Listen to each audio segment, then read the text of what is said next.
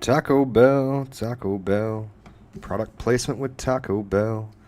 In chorrito, macho burrito.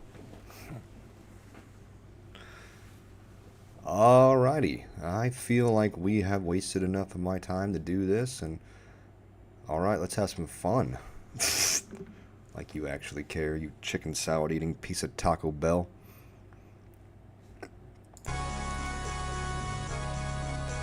Ooh, I do not want to look at this all the time.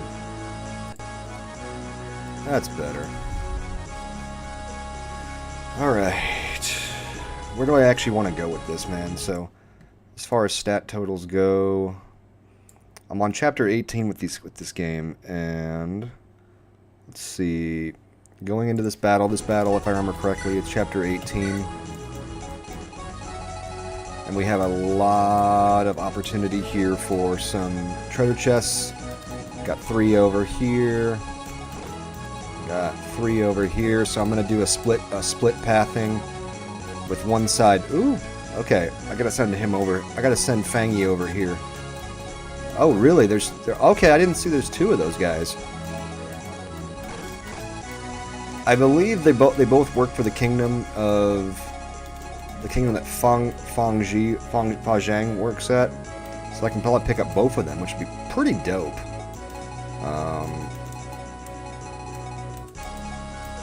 I gotta work in a hurry though to get both of all the chests and make sure nobody takes anything. So I got Lopez and Beatrix. Lopez though is gonna be kind of like one of those awkward things where you're like, we'll figure this out. I can split path Tirzias and Wolfric. Sorry, not Tirzias and Wolfric. Tirzias and Apot. Alright, let's do that. Okay, nice. Alright, I got my 14 for this match, which is gonna be Kyra. Kyra, who's already looking really stacked. She has contributed a total of, as you can see, she has 180 for her, 85 for her adjusted stat total. Actually, no, it's 186. I forgot to change her movement. When she promoted, she got 1 movement. In fact, I need to look real fast. And oh yeah, so Begonia, did Begonia get a movement whenever she promoted? It only matters for 1 point, but it's still 1 point on my scale ratings. I don't know why I'm so critical of it to like make sure I have everything exactly right, but I am. Has anyone else been promoted that actually would have changed their movement? So yeah, right there, Nicholas got 1 promotion, so his movement went up.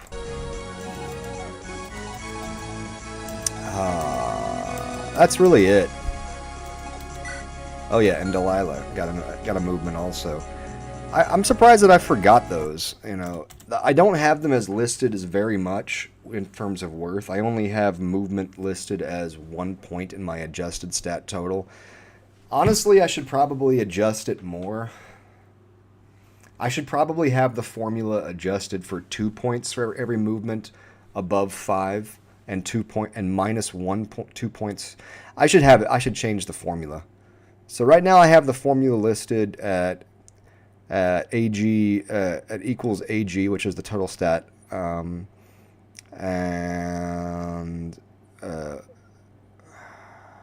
so lead stars are worth 5. And then honestly, I'm gonna do this.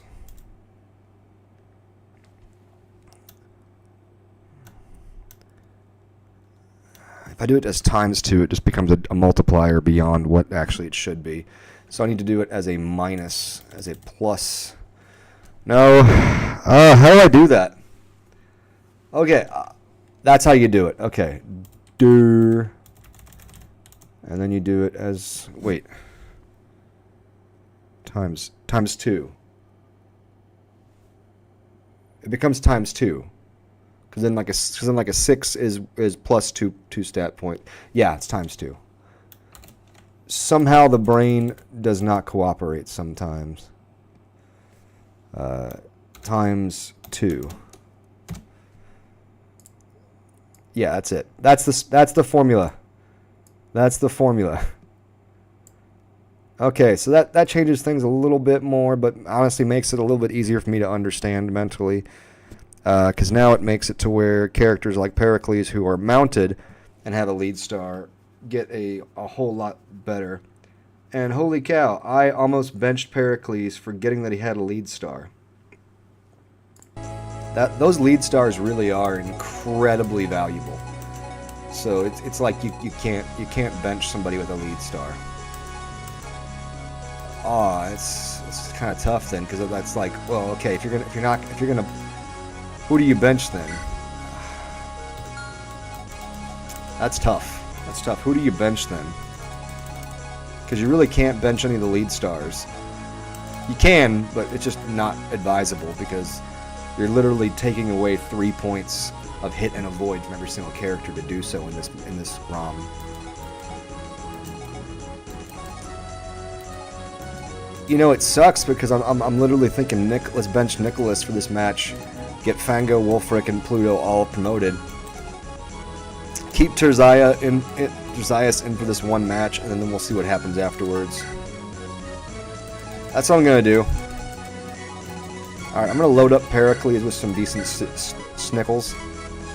With some snickles! Alright. I'm gonna load him up with that, and we're just gonna see what happens here.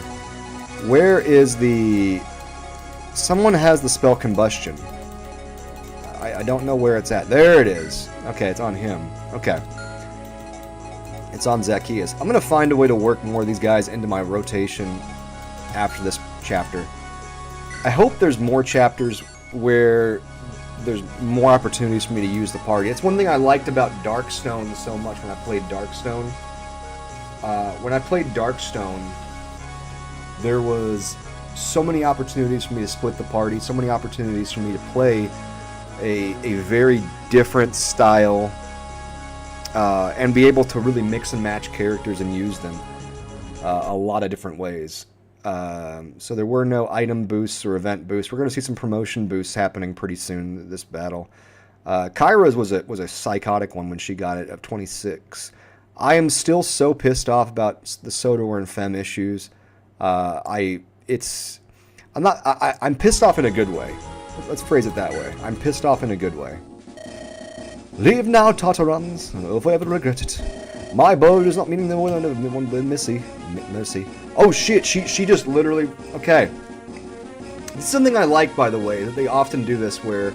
This ROM actually does this very often, where they're not just going to let somebody just be an NPC, run around randomly, and then get decimated. They're going to actually join your party. Oh, I love this!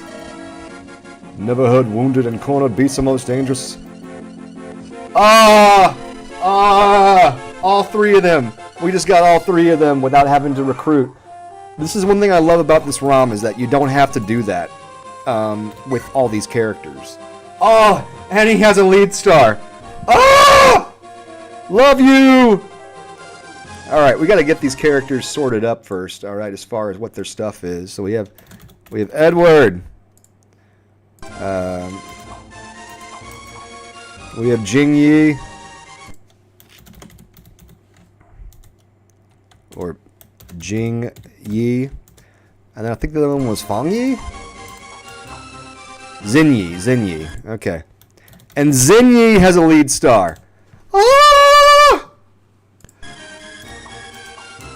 Oh, this is wonderful. So we're literally walking into this battle with so many lead stars right now. Alright, let's total up these stats for everybody. So Xin Yi is a Mamluk, which I love. The classes used in this game. So we have a 36 plus 15 plus 11 plus 17 plus 19 plus 14 plus 9 plus 7 with an 8 movement. Okay, so we only have a 128, but I understand that's a 128.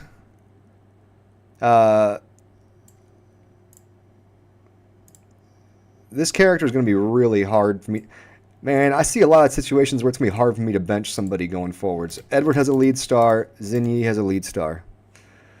And then Xin Yi has an 8. An 8 for movement. Holy Q. That is pretty hard to top right there. So, that is really hard to top. So, Xin Yi only pops up at a 128. Man, you know, growth rates are kind of mediocre. I say kind of mediocre, but the thing is, again, a movement of 8 and a lead star. So this character is somebody who's going to be used quite a bit going forward, because that is a lead star. You can't bench a lead star. It's very difficult to bench a lead star. Of course, it sucks because this guy's probably better. I haven't really looked over everything in detail, but let's see. Actually, no. Okay.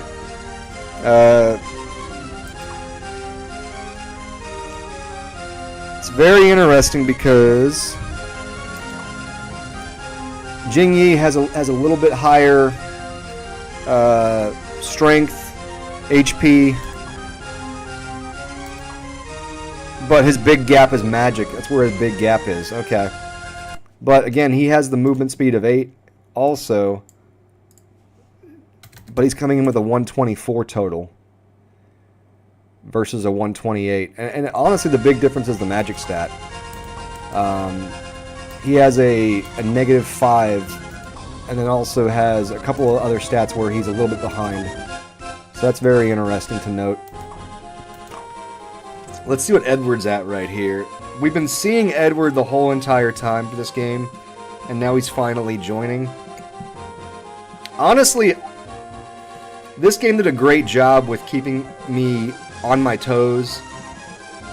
For a blind playthrough, there were so many different spots where I was just like, man, I don't even know if I should use this character because I feel like he's going to betray me. And that was happening to me the whole entire time. So let's look through things starting off this battle.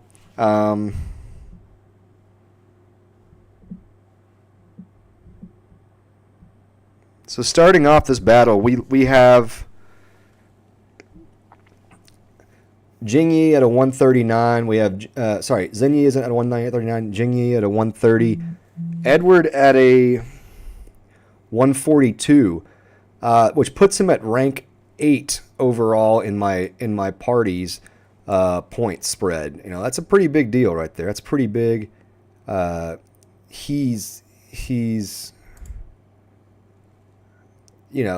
rocking that's a pretty big deal for him to be coming in here. In fact, all three of these characters, even with my now, honestly, part of it is I was playing blind. I'm playing blind in this game, so playing blind, I am going to make mistakes with who I invest in, who I don't invest in, and so this is very fair of the game to then give me an opportunity to kind of catch back up and catch in, because it's very easy for you to have at the end of chapter 17 have made the mistake twice in who to invest in, and I have made the mistake twice to invest in. I mean, I put a lot of work into Femme back when I had her, and again, it was partially because I looked at the growth rates and I was like, my God, your growth rates are awesome. Let's make this work. We got space right now. Why not? Made the mistake again with Solder, and even gave him a Swift Soul. I know, I gave him a Swift Soul. I'm so mad at myself for giving him a Swift Soul. He's still right now number 2 in my overall party stat totals for the entirety of this game. Begonia is at 3rd, and I have given Begonia quite a little bit of boost. I say quite a little bit of boost. All I did for her was I gave her the angel, the angel wing, the seraph robe, in order to get her to 160, in order to give her extra HP to then be able to do more berserker tanking or whatever. I will feel better once I get Fango up to 130, by the way. Let's see, Nicholas, I'm a little mad at myself because the way this chapter worked out as far as roster space goes, I had to bench him, even though Nicholas is literally my 6th in the party. He just doesn't have a lead star, which honestly means, what's sad is if I'm putting this much weight on lead stars, I'm only weighting them at the equivalent of 5 stat points right now.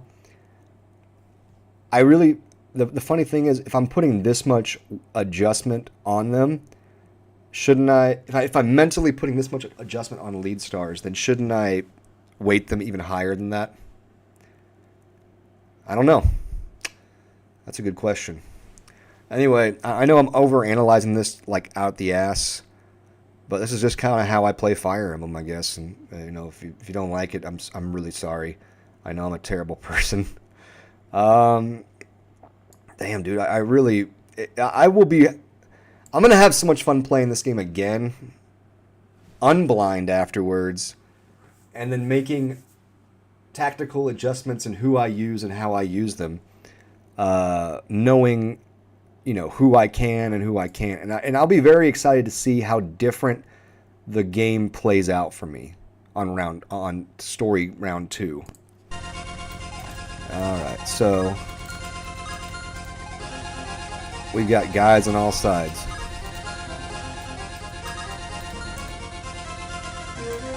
Here's the thing, Wulfric literally just touches somebody and he gets... If Wulfric just taps or gets tapped by somebody, he promotes. So we're gonna leave him some friends down below.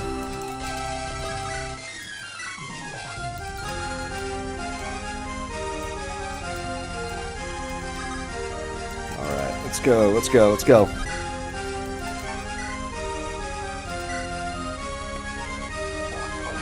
One thing I'm thankful for is that unlike the previous few maps, we're actually not playing at a huge lead star disadvantage. So, map 17 specifically, you only have like 5 lead stars, and you're playing into a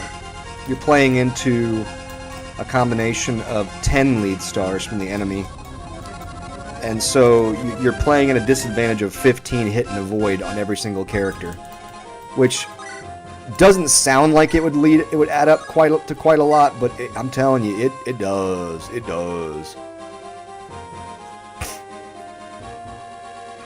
All right.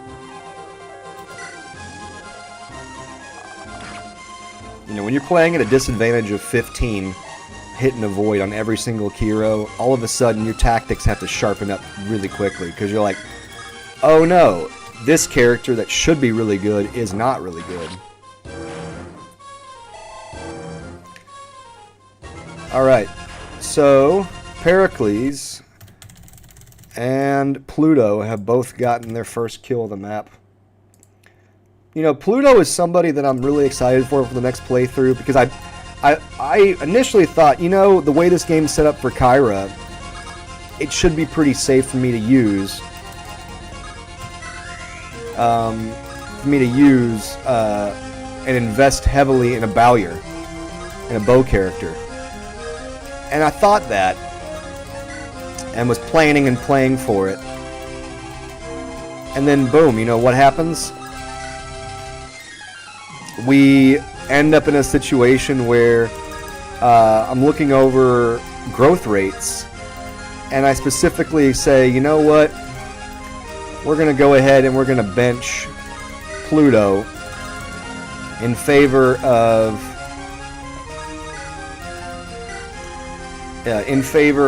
Fem, because Fem's growth rates are just way better, and she has more levels to gain overall.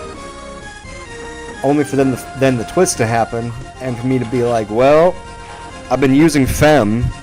Let's see if we can slow, and we're now far enough in the game to where I can linchpin some power up for, you know, I can slow roll some XP forward for, I can slow roll some XP forward for Pluto or somebody else.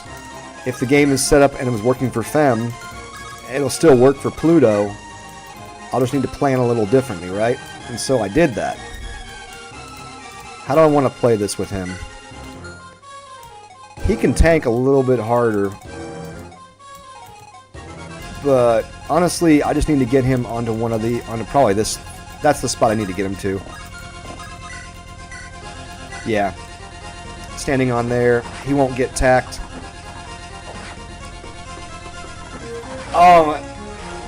Dude, you just got hit with a 15. You got hit with a 15 roll. Oh my gosh. Jingyi, what are you doing for me, homie sauce?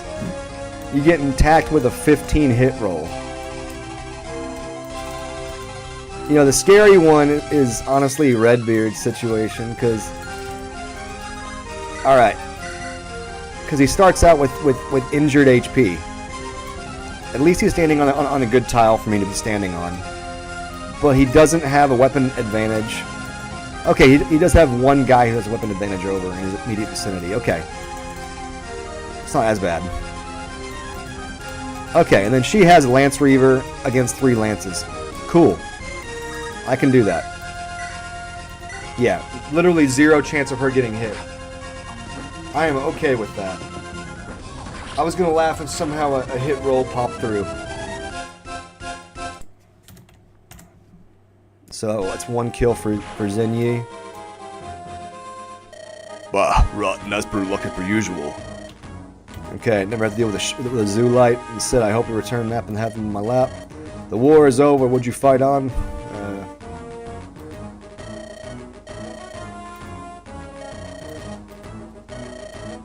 Alright. Yes, Commander.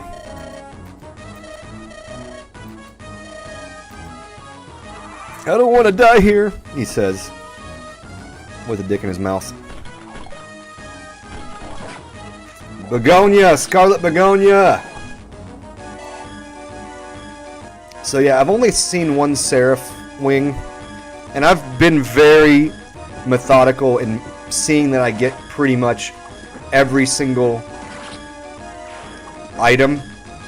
I got really pissed off though in the last map because there was that one search location, and because I was just so overwhelmed with trying to stay in one spot, I never was able to get to that house location at the very bottom of the map. I was 1 space away, not even 1 turn, literally 1 physical square away from getting to it, and it was because I sent a walker there rather than a flyer. My flyers just weren't good enough. Nakia wasn't good enough. Teresa wasn't good enough. Alright, so Jingyi, another kill.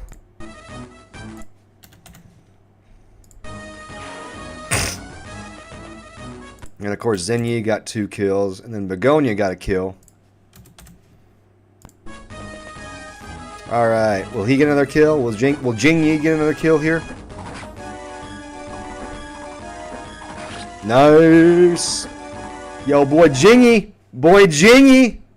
He's like Chingy, but, you know, Jingyi. You know? Alright, let's see what Edward can do. Let's see what Edward can do. Just hit that axe in that forehead.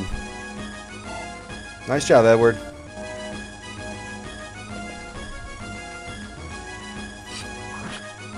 Yeah, that's the guy I'm most scared at. Oh, and he gets a crit on him. Nice. A little crit salad. What you know about crit? Yeah. Oh, snap, he aggroed the big boy. No, no. Oh, thank you. Woo! I was not paying attention earlier. I did not check his movement to be able to know if he was close enough. And literally, Wolfric can promote now. I mean, obviously he could have before this. It was just the Fire Emblem player in me has to have him go the full distance, you know? Wolfric right now is sitting at 120 in total stat with an adjusted stat total of 124. I am very curious to see what happens when we promote him.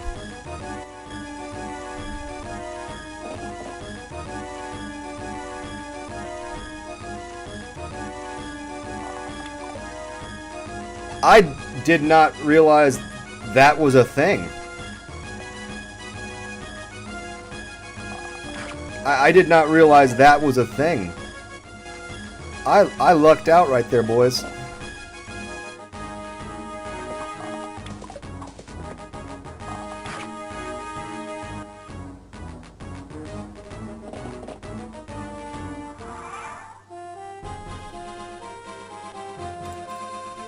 Oh yeah, and Jing Yi's got himself holding a...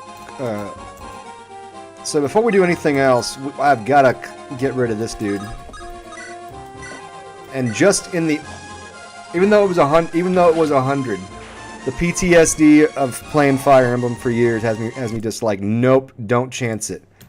So Jing Yi's got himself 4 kills. He's got himself a door key, so I could actually start cleaning out these guys.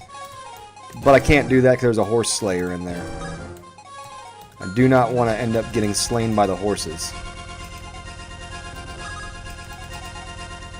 Is there a way for me to reach? Okay, if I had Fida and I had a longbow, I could reach her. But I'm not going to be able to do that.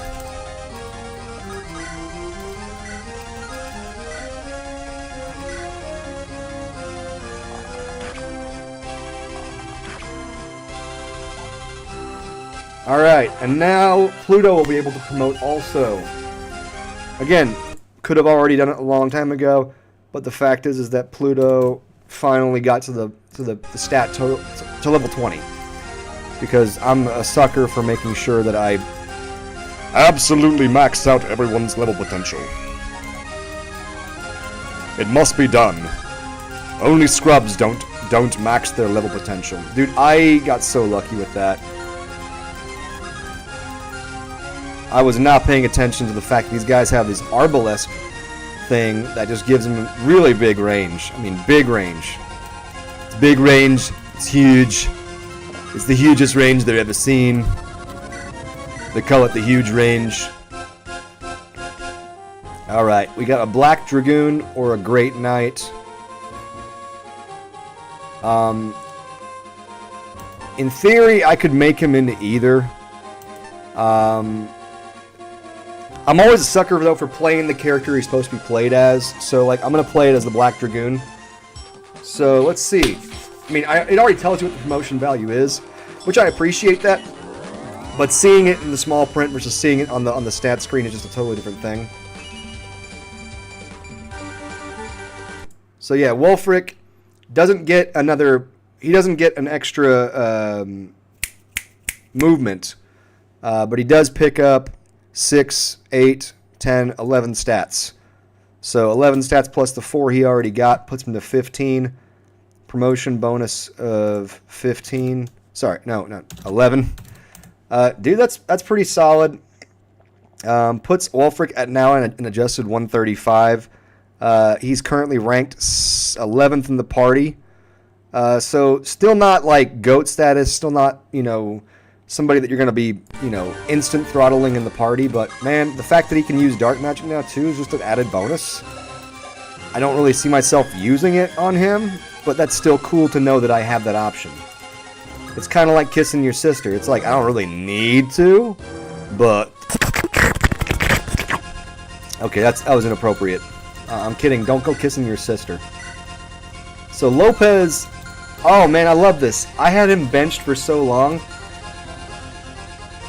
and he's able to come out and still be useful. Part of it's because I gave him the Barlow bonus this turn. And part of it is I got so lucky early on, and even though he has a 25 growth rate and strength, I still managed to snag 3 levels in a row where he had strength growth, which makes no sense. I'm gonna dick around and use this because it's still 100, and he still can't. It's a 5. You can't hit with a 5. I say that, I'm going to get hit with a 5. Congratulations, Lopez. You haven't been used in like 9 battles, and yet you first come back and get a kill. Which gives you a coin! I wish I could switch over the longbow to Fida and then be able to snipe that, and then all of a sudden that makes the passage a little bit easier. That's honestly what you need to do. Stop talking about it and just do it. Okay, you're right. But the mental stupidity of me is like, don't switch the bow around. Don't switch the bow around. Yeah, but it literally gives you the opportunity to cut this person out. and then you get to just have an entire safe lane. It's good strategy! I know it's good strategy. Okay, Fighter gets that kill. And now look, that entire lane is clear. So long as this... but no, we got this person over here with an arbalest. Arbalest? Whatevs. Okay.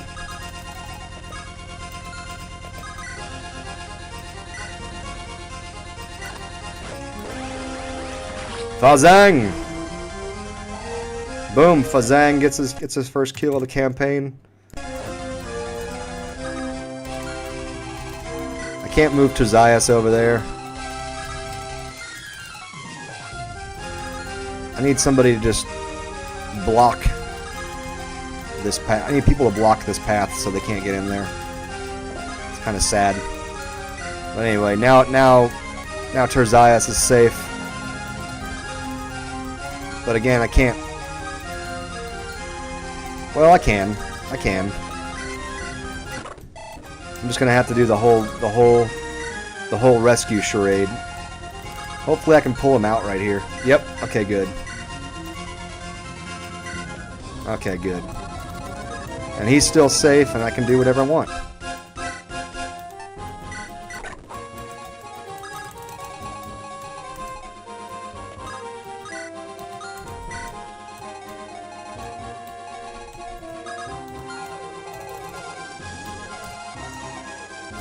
Okay, I only have a Lancer Reaver right here. So maybe I was being a little too bold. I'll have the Vortex spell up.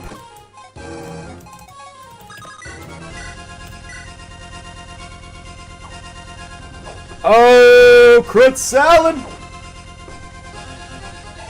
Dude, that's nice. Get a little crit up in here. So Edward's got his second kill of the match. Actually, no, that's his second. That's his second because this guy hadn't reached him yet. Obviously, this match starts off with Jingyi and Zenyi just, you know, clobberhousing because of just where they're placed at. And thankfully the game maker did a great job of putting the right items on them to make them shine. I don't want to move her yet. I just want to leave her right where she's at. Let the aggro take care of it. We'll go from here. Yeah, good thing I have the triangle advantage, and I'm just strong enough with Edward's just base strong enough to kill that guy. Nice. Nice. Huge advantage. Let's see what Apat gets. Oh, really? Okay, I couldn't use Vortex. But I made a mistake. Oh. But I can deal with that. I can deal with that. I made a mistake there, guys. But we have the Brave Sword on Beatrix, so Beatrix will be able to get the kill. I love Beatrix is really solid overall. When you first get her in the first chapter, you get her too, by the way, it's just like, yes, thank you, baby girl, like I have something that's actually helpful here. Which is just so wonderful. It just makes you feel good about yourself and about life in general. So yeah, Beatrix got a kill. And then Edward got his third kill. That's all that's happened during this enemy phase so far. Alright. Yeah, I knew well, I mean, I say that. It didn't matter. If I put it on Pericles, he would have attacked the other person. Okay. Here's where strategy's going to start getting important-ish. Ish is the keywords. That was kind of a bad one. Okay, so I can almost get a level up for either one. I can pretty much get a level up for either one of these two. Pericles has the lead star. I need to use him.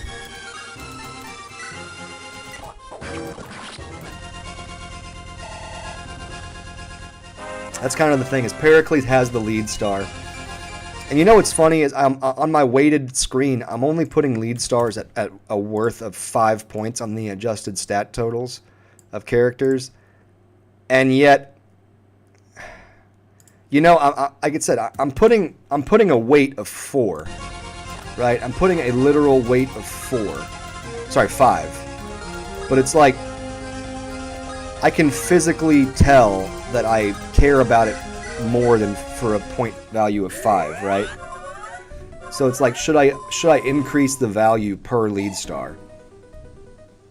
And I'm not going to. I think it's where it needs to be. So, alright, Pluto. Sniper or a Mamluk? Ooh! Okay. Sniper, I get the opportunity to hit from an even farther range. Mamluk, I get less. But we can literally see how Mamluk gets an 8 in their movement speed and becomes a mount.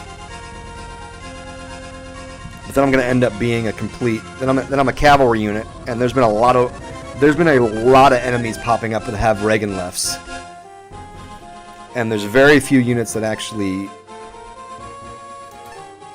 But then I can join the cavalry. I can join the cavalry. I can join the goddamn cavalry. But that's a much.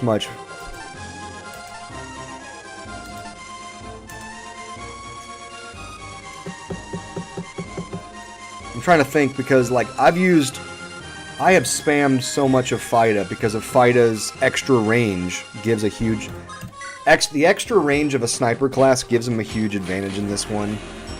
If this was a different ROM hack setup, I would say go Mamluk in a heartbeat because of the extra movement on top of it. And I understand the movements have been I still get one extra movement for Pluto right here regardless. But the stat boosts are insane. Look at this. It's only +1 in HP, but it's +8, +10, +16 total. Versus like the Mamluk, I think would have been like +6 or +8, I think is what it was saying. I appreciate that it gives it to you ahead of time, the actual like stat point spread, because it makes it a little bit easier for me to like digest it. So it's a 17 total, and that puts Pluto at a 137 adjust right now. Which, yeah. And again, the reason why I'm picking that is because FIDA has been like the extra range that FIDA gets has been literally the key for me in everything. Like that's been really the thing, is that FIDA's extra range has been so ridiculously valuable to me. 3 for FIDA. Alright, so. Because, yeah, FIDA right now, total kills for the entire campaign. FIDA's at 42, which is ranked 5th out of my whole entire party. And a lot of that has to do with just the fact that she has that third range, which means that also you can safely chip down enemy characters without exposing her to obligatory risks, which I very much like that.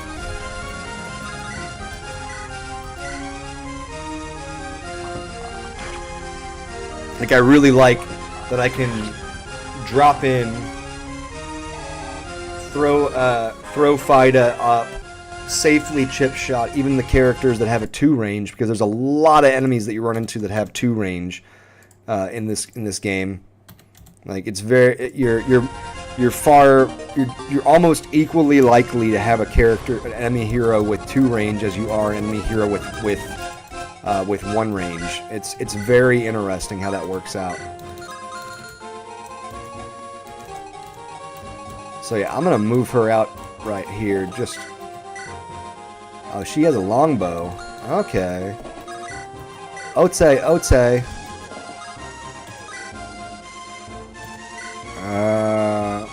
Just hit him.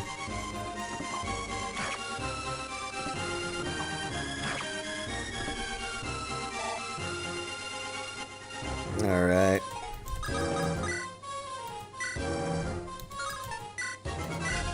The Vortex gives me an opportunity to get a second hit, a second action, which is huge. I mean, APAT is pretty busted. Nice. Which means I could just leave it alone and then let Wolfric pick up that next turn. Oh, Fango gets that crit salad. Yo, a little bit of crit salad for Fango. Okay. Now it's time to get Lopez and the boys into that spacing. Let's make sure we don't aggro this. Ooh. I would have aggroed him. Okay. Got to get Lopez and Beatrix up in that spacing.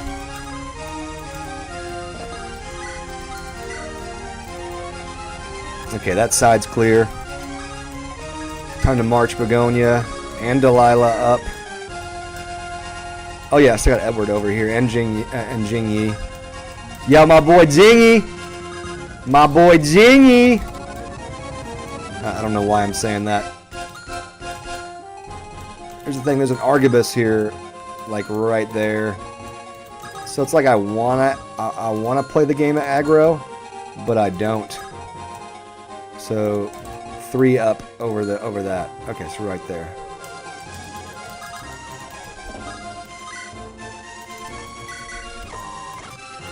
I don't know why I did that. I could literally just move over and then Badam-bomb him. Ooh, he's a sword. That's a sword slayer. I need to be really careful with that guy. That dude could murk my salad. I don't even know what murk my salad means, but he could do it.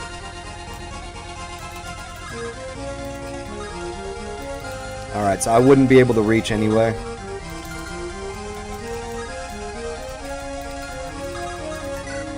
Alright, I could have healed, but I'm going to save that healing for Terzias in this next turn. And I'm going to leave Edward sitting right where he's at. Alright, moving on. Next turn. Next turn. Alright, reinforcements. So we're getting reinforcements from the back over there in that corner, and reinforcements at the front. And reinforcements did appear right up here at the front.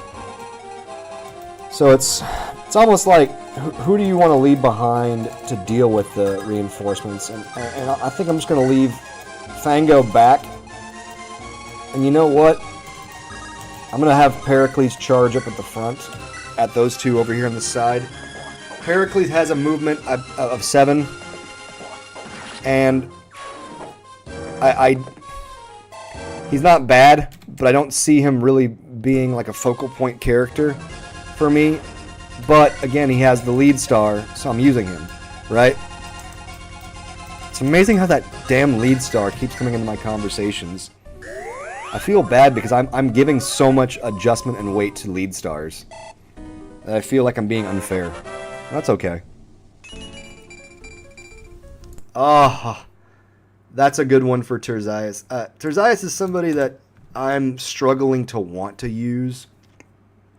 When he joins, he comes in at a 66 at a point in time where everyone else is joining with like, 99, 100, 93, and then the characters immediately after him that join, which there's no characters that join for like a battle. Well, sorry, the very next battle after he joins, you get a 138, a 147, and this battle starts off with a 135, a 124, and a 128, but obviously adjusted differently. Now, Terzias has great as the Paragon ability, so he grows pretty fast, but again, we're into his second battle. His growth rates aren't amazing itself, and he's currently at an 85, and is ranked 34th in my party overall of just total stat point spread. So it's like, alright, what are we doing here, homie sauce? But, again, he has healing, which is very limited in this game. So it's like, well, yeah, he blows dick, but it's good dick. I don't know how that works, dude. I don't know either, bro. Just stop arguing with, just Don't fight the psychosis, bro. I'm gonna aggro that guy. I kind of want to see if I can just double tap him enough. Yeah. Okay, so what kind of damage can I do with Lopez here? I can do 4. I can do 12 total. I can... Yes! That's what I want to do. I want to get Lopez another free kill.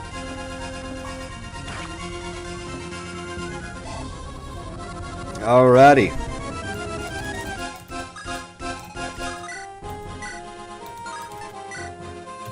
Yeah, go ahead and just use the poison sword. Because it's the weaker of your 2 swords, and if you can get a kill with it, then why not? So that way you're not actually burning usage of your higher one. Ugh. Lopez. I love you, man, but golly. I mean, he does have just god-awful growth rates. If it wasn't for the fact that he's had 2 events where he gets a total of 4 luck, you know, he would just be beyond abysmal. Still is, but he's just less abysmal than what he could be, you know? It's kind of like marrying a goat. How is it like marrying a goat? It just is. Okay. I'm confused right now, but I'm just gonna go with it, you know? I ain't gonna argue with you.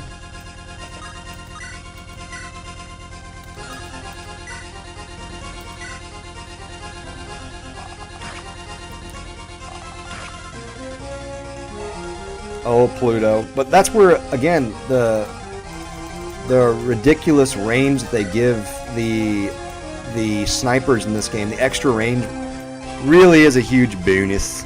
It's a huge bonus.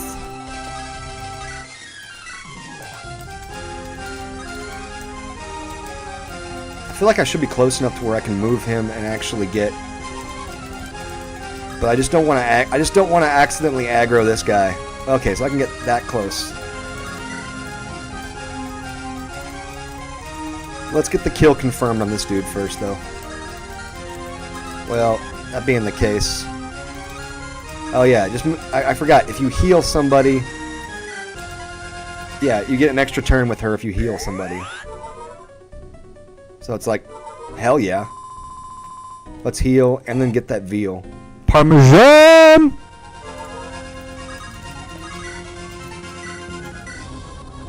Hey, I heard you like face. Die. I like the way you die, boy. Apot's second kill. Let's have a conversation. It's the middle of a battlefield. Let's have a convo. You speak, alright? You speak? Commander Kyra, correct? You're a sight for sore eyes. Yeah, we late, ain't we? Not too late to save our hides at the very least. We've endured some casualties, but those were our own fault. Yeah, the redhead with the beard, is he alive? Don't worry, I saw him only a short while ago. He's inside. Trap with the holy nuts? Why are you yelling? Why not, baby girl? I'm alive. Ain't you alive?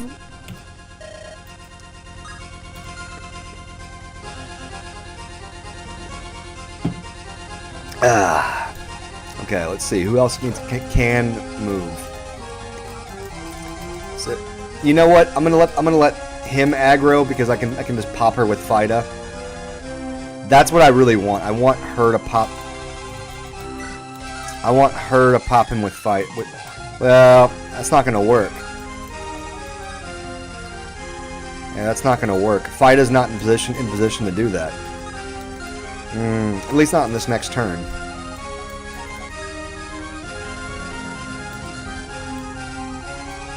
We'll deal with that in a second. I'm just gonna end that turn. I'm just gonna end that turn, son! Parakeet's like, oh, take a face to the shot. Or shot face. Face to the shot. I don't like that I'm burning Silver Axe usage. That's a really good weapon, and I don't really have a way to replace that very well, but whatever.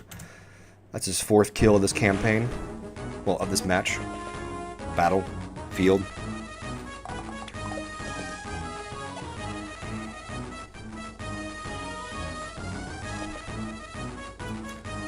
Uh-oh, now you done it. Now you done it. Oh, shiz. Okay, I really gotta start moving them because they're trying to ambush the hookers. Don't ever let them ambush your hookers. Just let them hook your ambush.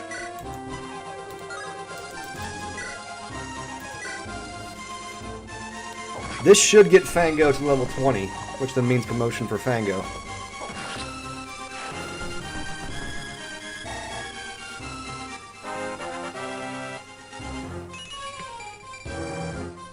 A nice 4. Nice. Okay. I do love it whenever, you know, the final level up actually gives you something worth, you know, like when you get a good level up right before you get to promote. That's really nice. I'm going to probably go, I don't know, what should I go with him? If I can go warrior, I'll go warrior. If I can go warrior, I'll go warrior. Yeah, why not? Alright, now is kind of that time where I need to start positioning people.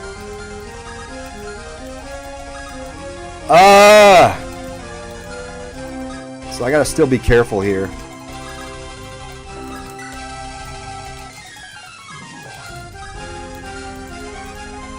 Yeah, I'm gonna leave him out of ways. Let's get Wulfric up here. Terzias, where art thou, my lover? I gotta check on this new guy. Okay, where he's at. Okay, still safe. Oh yeah, let's get the Barlow mover, the Barlometer, as they call it. I'm gonna split snipers so I can cover 2 zones at once. I'm gonna have Jinyi go right. I'm gonna have Kyra go. Sorry, I'm gonna have Jinyi go left and have Kyra go right. Edward is probably in a spot where it's best for him to get back on this rock and just attack right up. Yeah, best for him to initiate. Let's see what happens here. Come on. Of course he gets a crit. Of course he gets a crit on the second hit. I love when that happens so much because you're just like, man, you know, you just wasted like an entire weapon usage, man. Rather than me just being happy that, you know, we secured the kill. Yeah, okay, I'm gonna have Beatrix. I'm gonna have this crew go right. And then I'm gonna have the rest of the crew go left, and then these two are gonna pretty much just watch the back door. Oh shiz. Oh no. Oh no. Oh no, I fudged up so bad. Alright, I hate doing this. I am gonna have a save state. Weak gerbil. You stupid idiot. You left Terzias standing in the He's at least in a forest spot, but it's Terzias. He has like he has douche tier stats.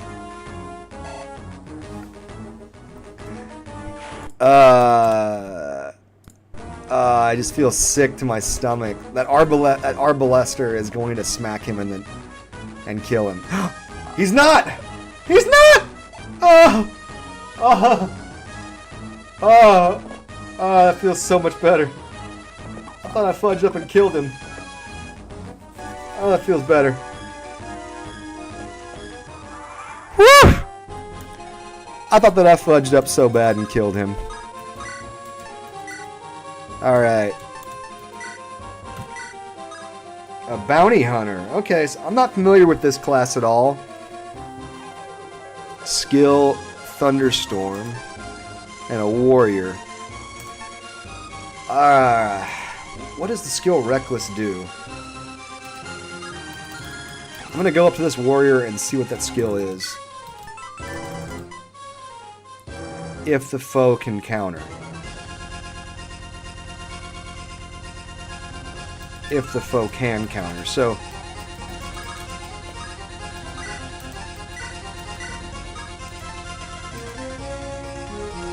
I feel like it wants to make him a bounty hunter, though. I'm gonna go with bounty hunter. This will be interesting because I was you know, this is a unique for this game class, so we'll see what that actually means. All right, so the stat total for Fango's promotion bonus is 5, 10, 13. All right, it's a 13 bonus. So 13 on top of the 14 the 4 he's already gotten, so that makes 17. I mean, not bad, you know. Gives him a little bit more defense, which is always nice. One more resistance is always nice too. Solid HP, solid strength. Still decent speed and skill. You know? All right, let's do this. I think that was the move.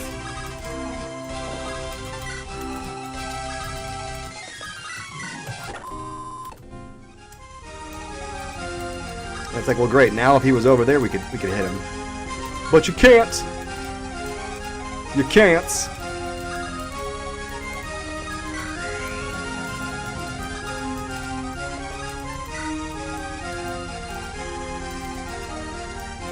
Is anyone close to leveling up on this side? Nope. Okay.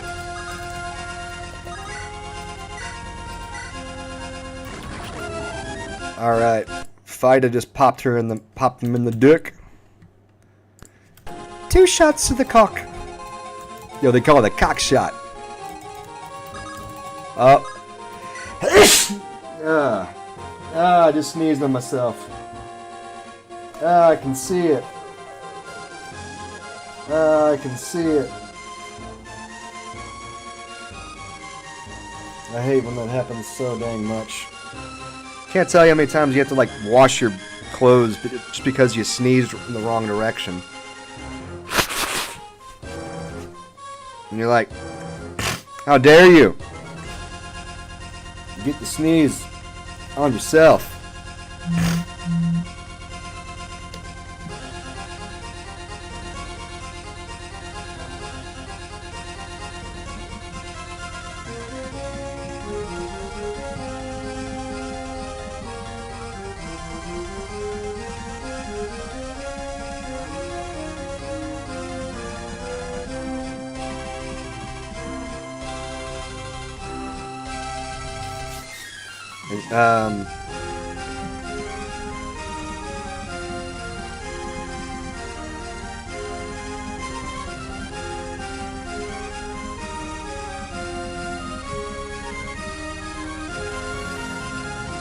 Anyway.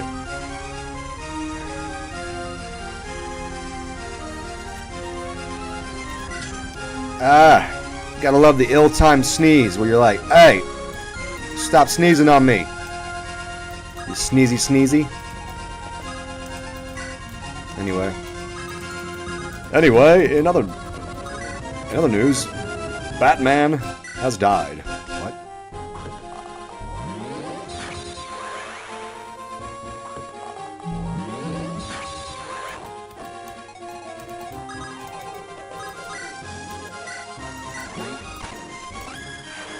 All right, Apex gets another kill.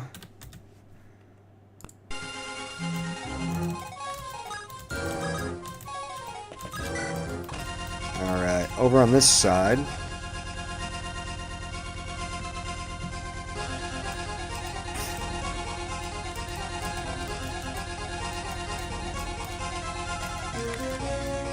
So yeah, we have these 2 dudes to deal with.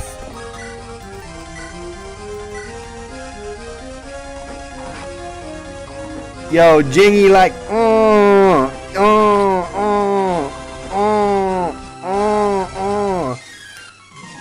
I always hate when it leaves them on 1 XP to leveling up. You're like, why couldn't you give me that 1 experience point?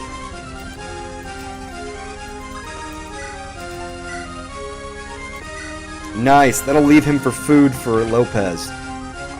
Lopez food!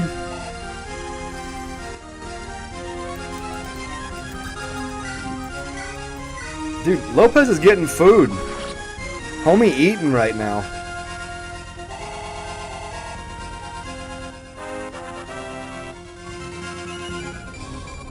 And he got a strength. How did you get a strength? This is crazy. Lopez only has a 25% growth rate for strength.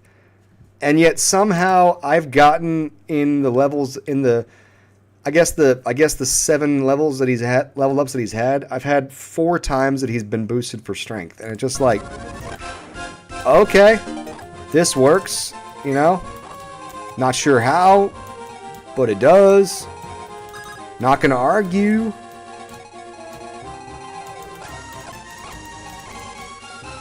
Okay, so we're through on this side. Now we just gotta get through on that side and then pick up the goodies. A little nervous because I'm like, we've been dicking around for a bit. We might end up like losing out on some of the goodies, you know?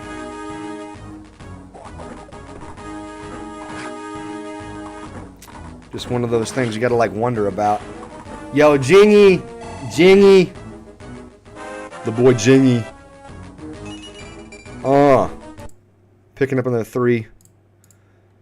Always down for a 3. I've always said it when it comes to Fire Emblem that if a character levels up, and obviously, you know, every ROM is different, and there are exceptions where there's a character who's intentionally has busted growth rates to where a 3 is actually a bad thing.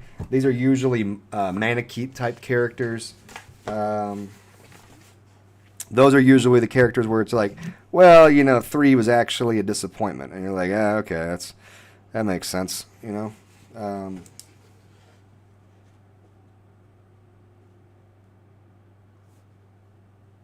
Sorry, 1 second, guys.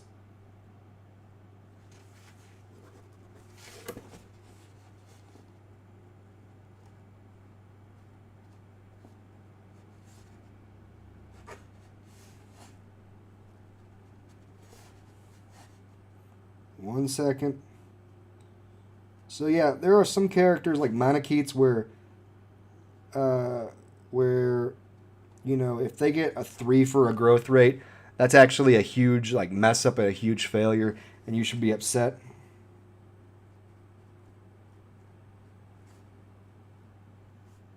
But then there's other characters where that's the majority of characters in most ROMs or most games.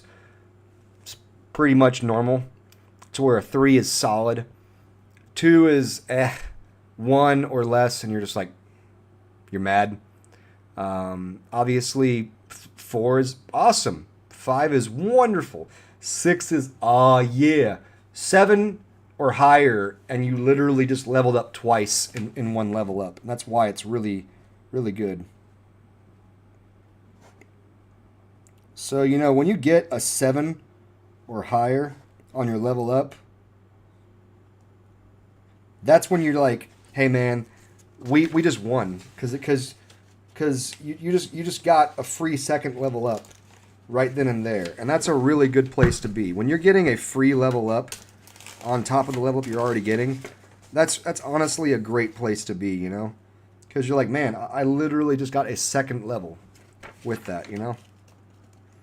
Anyway, them's be my thoughts on leveling up in the Emblem of Fire.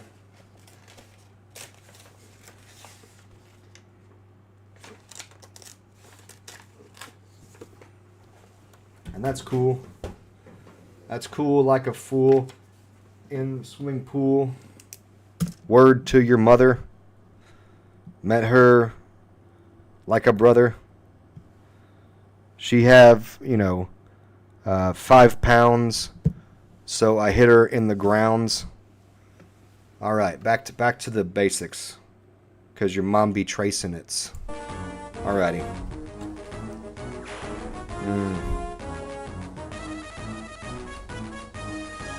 I know I was talking for a lot right there, so I apologize. I had something I had to take care of on my paperwork. Not that any of you guys are actually watching anyway. There's nobody here. Uh-oh. I forget about the Arbalest, man. Because it's such a long range, you know? Fango like, I don't even care, you dead. Nice. Fango with his third kill.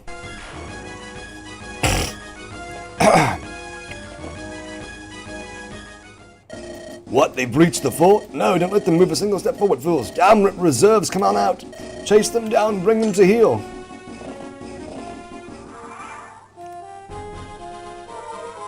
Alright, I need to look over things real fast, because... Alright, so... Basically just another round of those guys. And then we have this party right here moving quickly to intercept my right side party. Okay.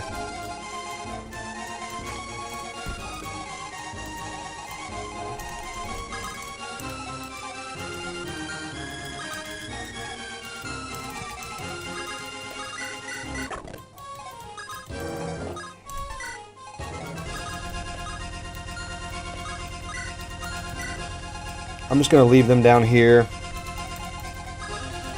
Okay, I can reach with Pluto.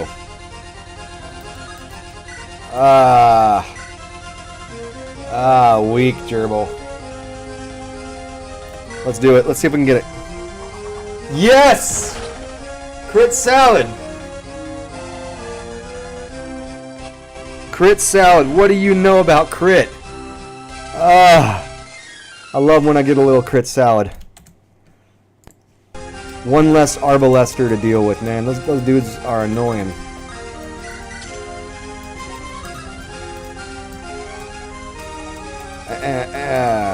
So can I just move on him? Yeah, I can. Yo, Jingy! My boy Jingy! That's 7 kills for Jingy, you know?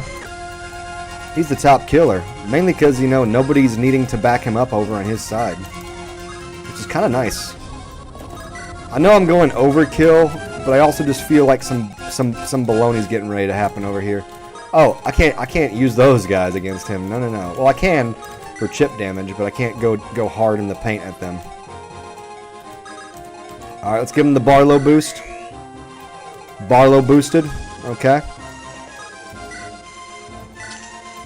I gotta get those two down on this turn. I don't have to, but man, it's gonna be a pain in the booty cheeks if I don't. And I don't like pain in my booty cheeks, man. It hurts. You ever had pain in your booty cheeks, man? It does not feel good.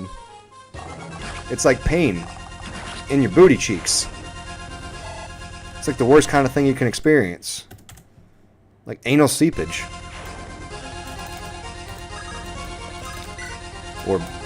Or non-consensual friendship in your back door. Backdoor friendship.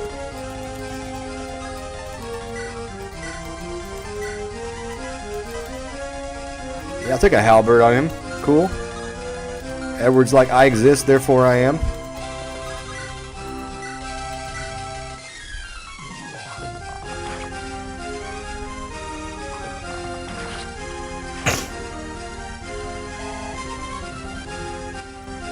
It's very interesting right now where we're at in the party because we just don't have any tanks.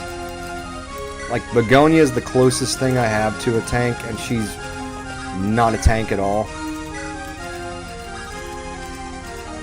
It's just a very interesting place to be, I guess. Who hasn't moved yet? Oh, just Apex second turn. I'm gonna burn it. I'm gonna burn it.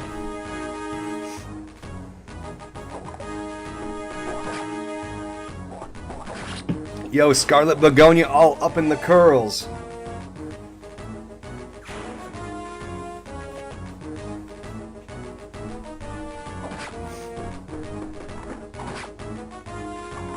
Yo, Jingy! My boy Jingy! Jingy picking up his 8th kill of the battle.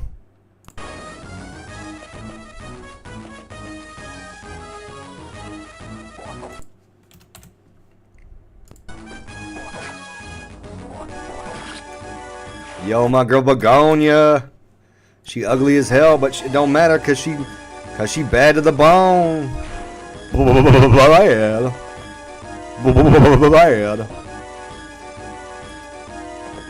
Now that Fango is promoted, I'm not really worried about him just taking on these two.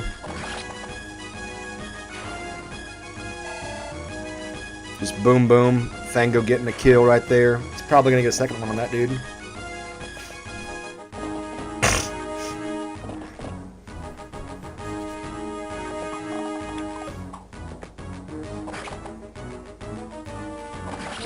I always have mixed feelings, by the way, on these kind of maps where you're going into a castle, but then you're also getting flanked from the sides. There's always the question of like, oh, look at that. Don't you love when you get a 5 or higher? Don't you just love when you get a 6 or higher and you're just like, hey, yo, girl, how you doing? How you doing? You looking kind of cute. Looking kind of cute. Yo, Fango up to a 153. Oh no, he's actually up higher because I'm gonna have to check his movement in a second, but I'm pretty sure his movement's up.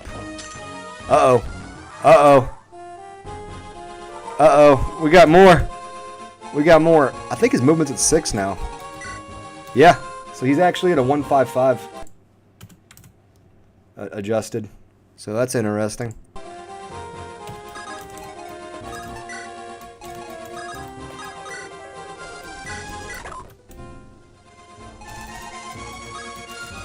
Yeah, you know, after this match, I'm probably gonna bench Terzias. Maybe. I don't know. It's so tough because he's like a healer, and healers are really helpful. But it's just one of those where it's like there's so many niche role heroes in this Fire Emblem that it's like, I don't know. You haven't changed at all.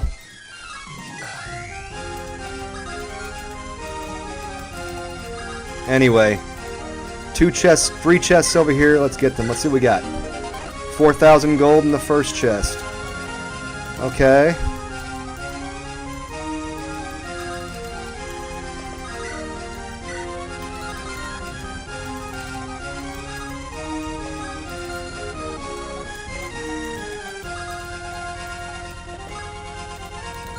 We don't have any sword slayers or anything, do we? We have a wolf bay. Okay, I'm just gonna park Begonia right here and just see what happens there. By the way, because of the way Barlow actually works as a hero, the lunar brace that you get earlier in the game, I haven't found a character that it makes sense to give the solar brace to, but the lunar brace actually works really well in Barlow because he doesn't attack at all. He has nothing that he does with attack other than just existing and helping people out. And so by putting the lunar brace on him, you're making him a lot more tankier in the event that you're stuck in a situation where you have to use him on a to hold a hit, you know? And so the lunar brace I love for Barlow's character to hold, because it's like, yes, you know? It's like, yes. Hey, time for more useless conversation in the middle of a battle. What's up? You look kind of rough, girl. Anyway. Alright, so... Dang it, I'm still too far away from that. And these guys are gonna start coming at me, and yet I've got the cavalry ready to go, man. I got the bow boys, as they call them. Bow body. You know, they call them the bow boys. Big Dick Bow. Riddick Bow. The Bowers. They call them the Bowyer boys. Jingy, are you alright?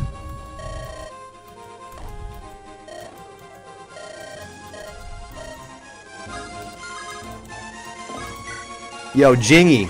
By the way, I'm just calling him Jingy because I think it sounds like Chingy, the rapper from the, you know, the early days, and so that way I can just enjoy some nostalgia with his name. go full chingy.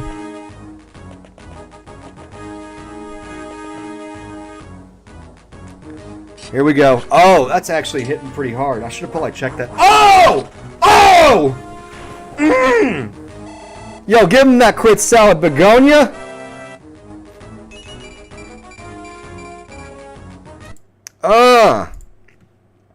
Fourth kill for Begonia. A nice 5 level up. So here's the thing. I gave her an angel robe, a seraph robe earlier in this game.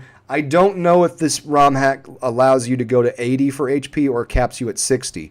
We will find out very shortly because Begonia is about to hit that, because Begonia's HP is like an 80 roll every level, so it's almost guaranteed to hit every single level up. It isn't. Come on, man. You letting a 45 hit you? You letting a 45 hit you? This is kind of the one issue with Begonia, is that she has no defense whatsoever. So if something can hit her, it will. Oh man, they're continuing to dogpile around us.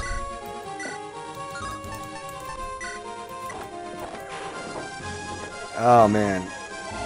All right, so Pericles gets another one. That's the 6th kill for him in this match.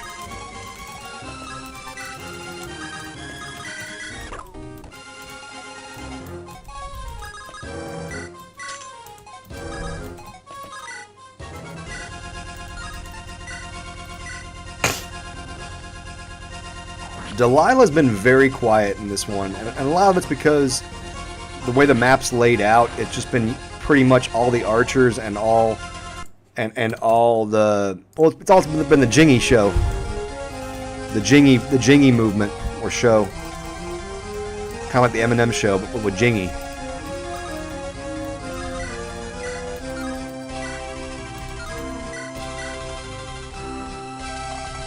Kind of been a little frustrating with Pluto because he's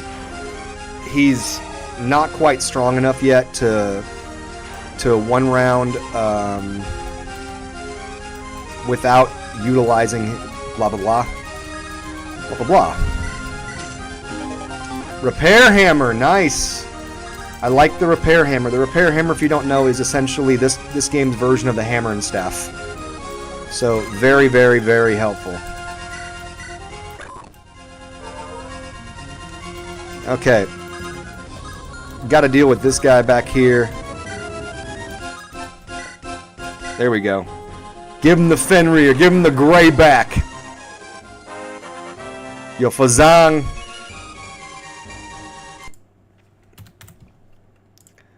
Fazang picking up a 4.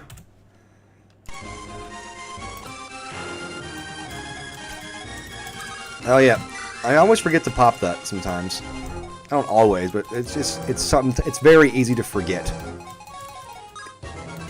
So here's the problem: we got 2 Axers, and I got nobody who would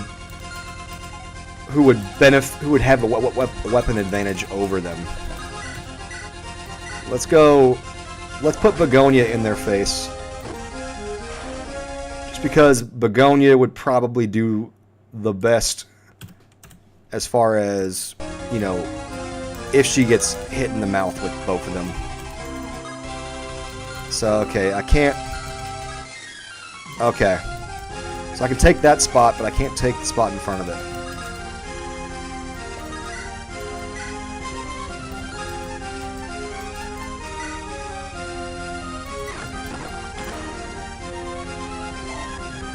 Alright. Kyra's 3rd kill in this battle. Let me just make sure. Okay, he can't reach. He can reach. Awesome.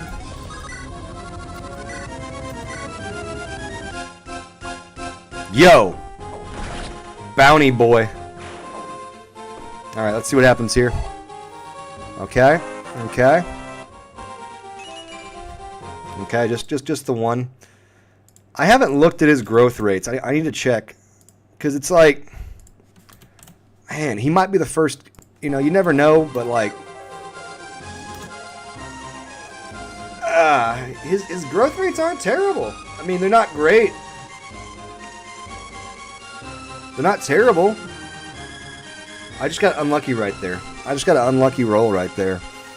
Because in theory, there's 2 at 50 and 1 at 45. So in theory, one of those every single level should hit pretty much with like a, not 100% certainty, but a very high, respectable certainty that you know, that would hit at almost every level. So we'll see. I keep forgetting that Ape can get experience now, so I need to make sure I'm giving her experience. And then I need to. Oh, this is gonna be ugly, man. I've got a very large crowd coming down at a woefully ill-prepared party to intercept that. What do I have? A silver axe. A silver axe and a This is what I was talking about. This is why I didn't want to put Pluto as there, because there's so many Reagan lefts on the enemy. I've seen so many Reagan lefts on the enemy that I'm like, and Zanbatos, and I'm like, So now I've literally got, you know, that whole crew, and that party is not built to handle those guys.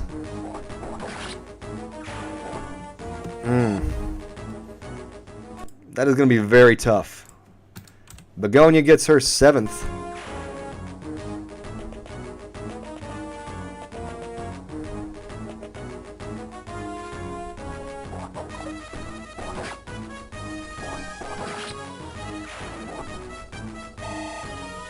Begonia gets her 8th.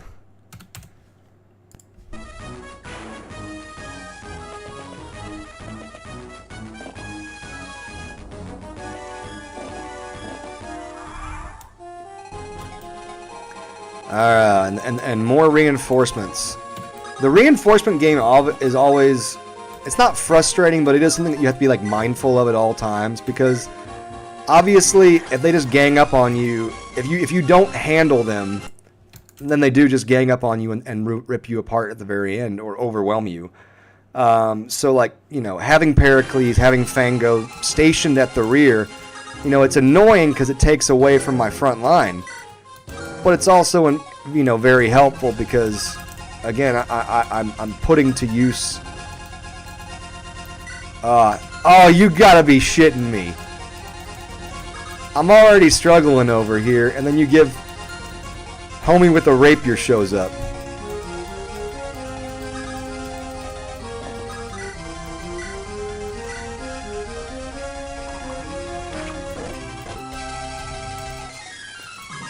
It's like they knew I was gonna just, you know, barricade in with a bunch of horses. Alright, Wolfric. My boy Wolfric.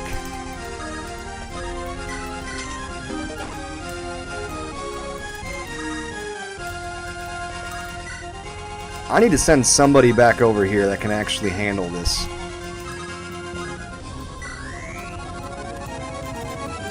Alright, can I reach the last one? What does the last one hold? An Eclipse spell. Eclipse is the far distance one. Yep, that's the far distance one. Reduces HP by half, and it's far distance. Okay. This one's kind of scary because the goal is defeat boss, but it's also, hey, you know, get fucked, little boy, if you run at us.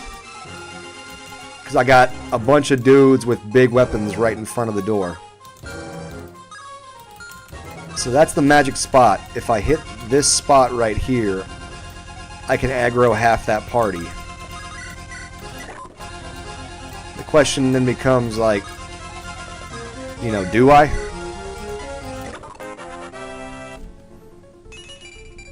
Nice! Apex gets another 2 on the level up. Alright. Here's the question. Can Begonia actually take 2 face shots? That's a 30. That's a 30 going into a 4. So that pretty much is 26 HP gone. Oh, and then it'd be 3 shots. That's a lot to take. Oh man, I don't think Begonia can take that.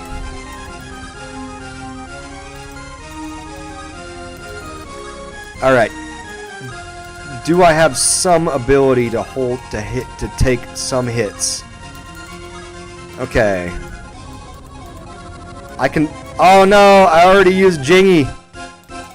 Wait, I can put. That's dangerous, dude. That's dangerous, dude. If she gets hit, that's gonna hurt. Okay, if I put her at the front, right there, 28 going into an 8. 28 into an 8. That's 20 damage. That puts her at 38. Sorry, that puts her at 18. And then an axe. Right? So he goes past the doorway. He goes past the doorway. He goes into the doorway. He goes at the doorway also. Okay. So I can actually do this. Alright.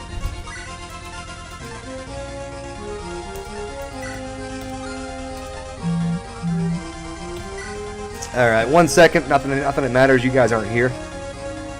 Nobody's here right now. I'll be back in a moment.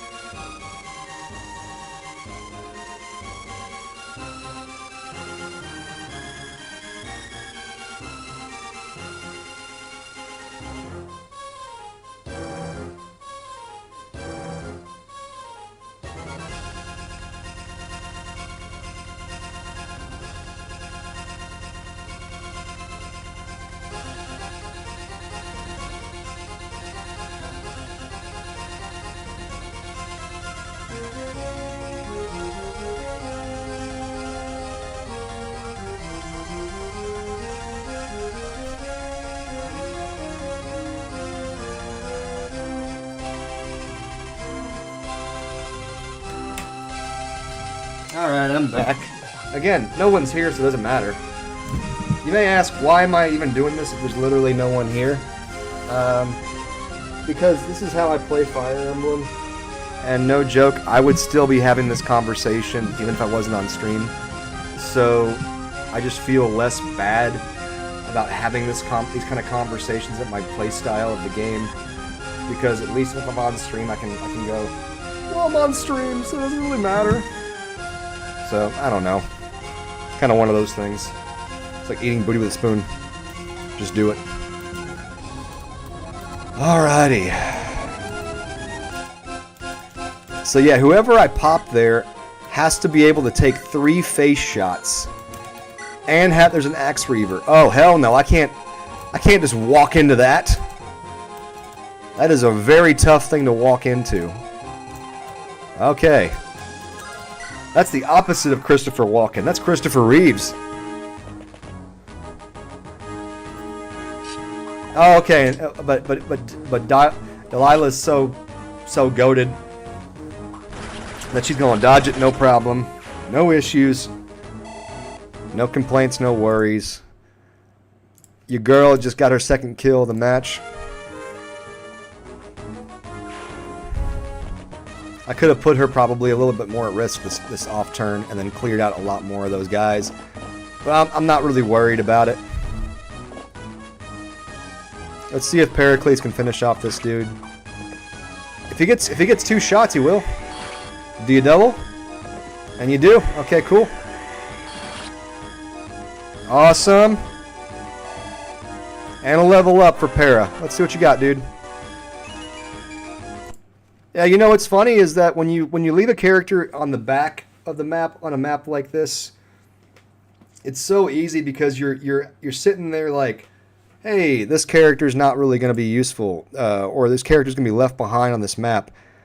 And yet, so often I find that the characters that you leave back to cover to deal with the reinforcements ends up being the character that gets the most total experience and kills in that map.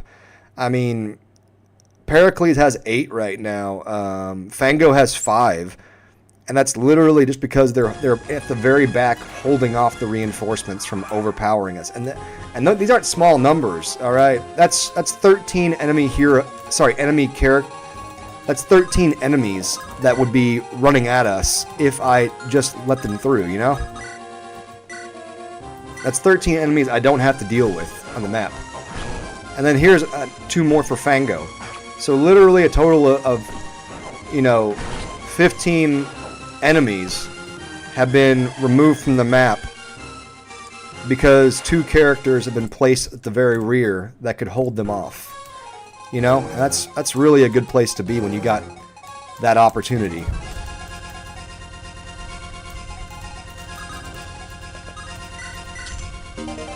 Okay, we got a tsunami. Nice.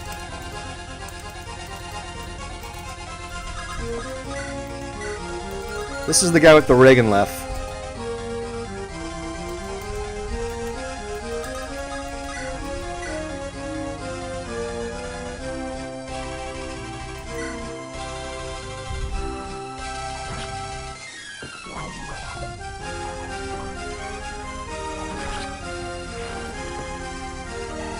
Nice.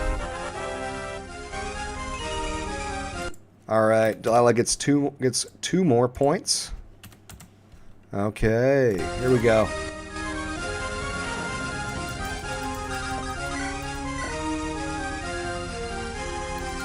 Let's have her swap this for that, and then does the chip damage even matter? Oh, yeah, because I traded. I can't. You dum-dum. Alright, here's what I'm nervous about right now is... Okay, well actually she's so fast that it shouldn't be an issue. She's got really good speed stats. So speed and skill. So she really shouldn't run into situations where she's getting, gollywomp from the side. I don't think. I am gonna move Apat over there just so that way we can have her be able to heal up on those guys.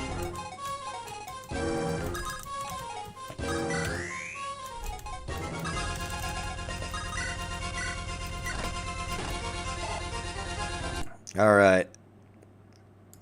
Edward with his 7th kill.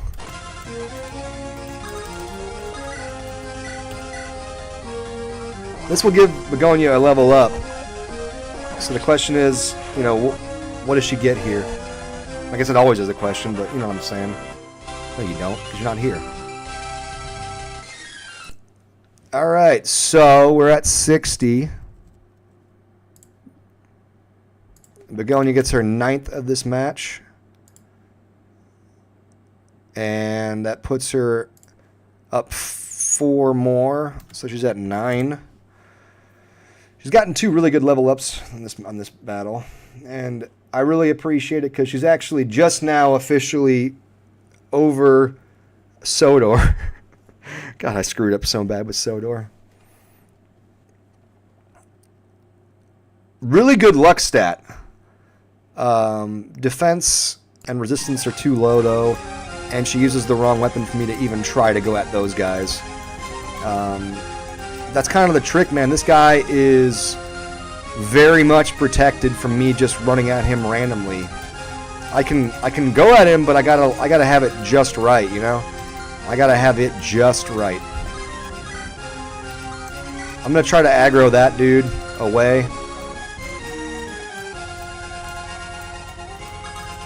And then let's see if I can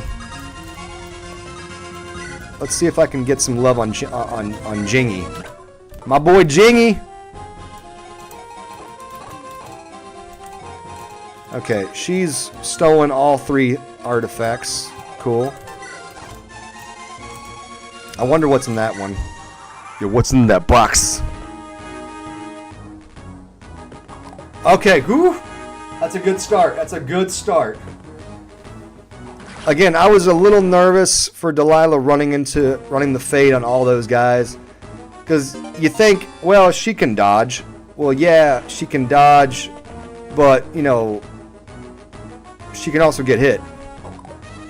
Okay, whew. That's 2 for Delilah. Okay. That's 2 for Delilah. I'm not worried about this guy. He's the one that hits? Are you kidding me? Oh, no! Oh, fuck! Oh, the 19 hits! Oh!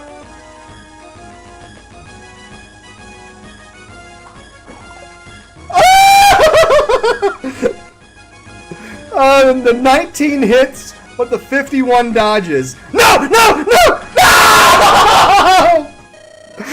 Oh! Shit! Are you kidding me?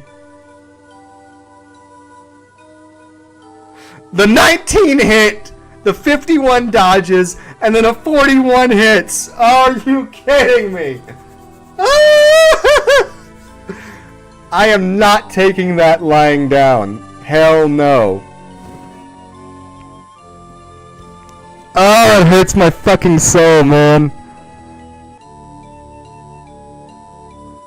I had played this battle fucking flawlessly. In general. I made a couple of fudge ups.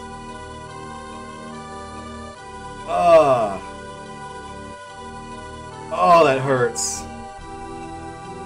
Especially because I haven't been using save points.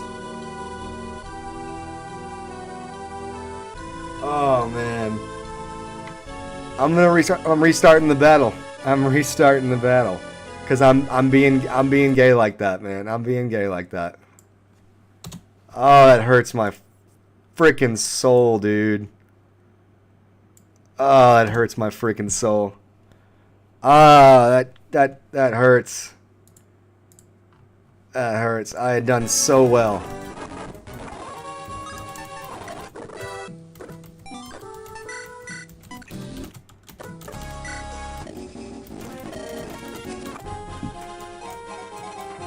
Oh, that hurts so bad, man.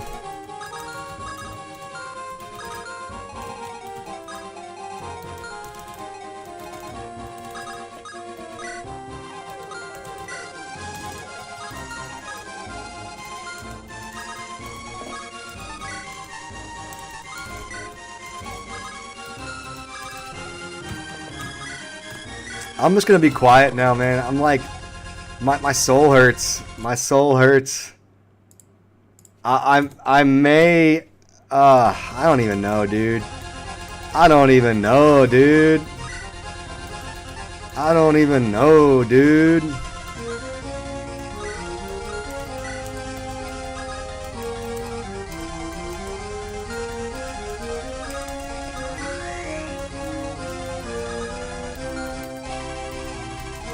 Man, that just hurts. Because it's like, man, you were doing so many good things right. Only to then really fudge up at the end. It wasn't even that I fudged up, really. I just made a costly small mistake.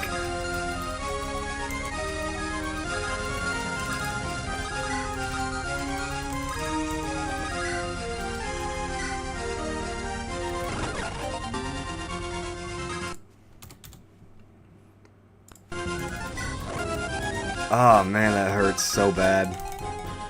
And you know what really sucks is that I already know in my heart of hearts that I'm gonna be playing this one so much more reckless to the point that it's not even going to be cute.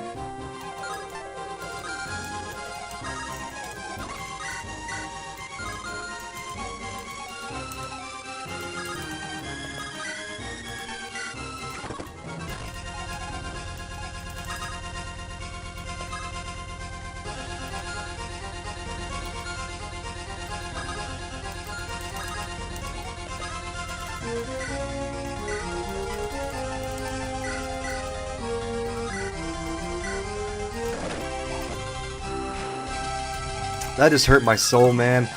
I apologize. I am being way more quiet right now, and it's because that just straight up hurt my heart. I was playing so well. It's playing so well. Went ridiculously far into that chapter, only to screw up so royally. And it wasn't even that I screwed up. It's just that the critenuum just fell against me, and that's all it was, man.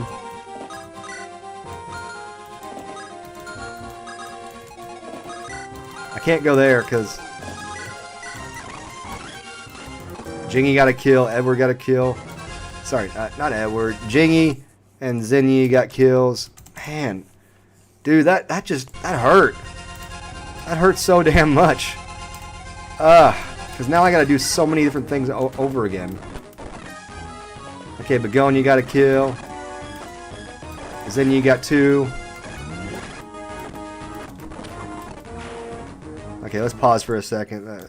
Zinyi got a kill. Jingy got a kill. Begonia got a kill. Of course, I may have killed Apod already. I mean, it doesn't really matter. Jingy got another kill.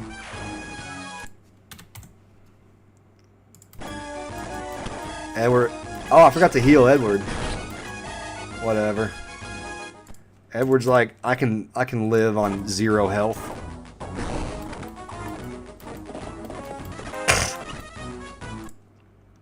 Alright, Wolfric gets 1 HP right there. Wonderful. Alright, Pericles gets a kill. Dude, that just hurts my soul, man.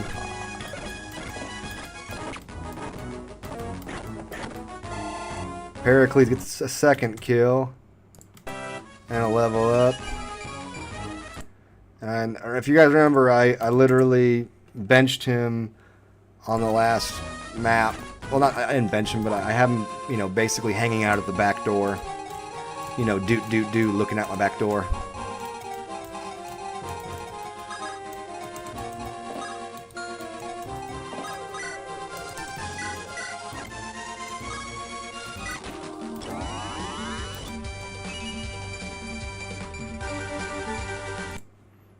Alright, putting him back up there. Wolfric's was an 11. That's a 12.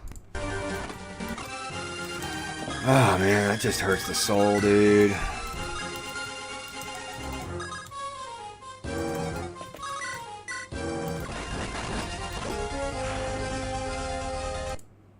Why are you doing that? You know you have to use Beatrix to move forward.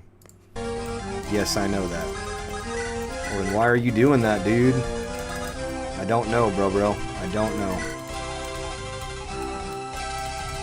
Good talk. This is what a broken man sounds like.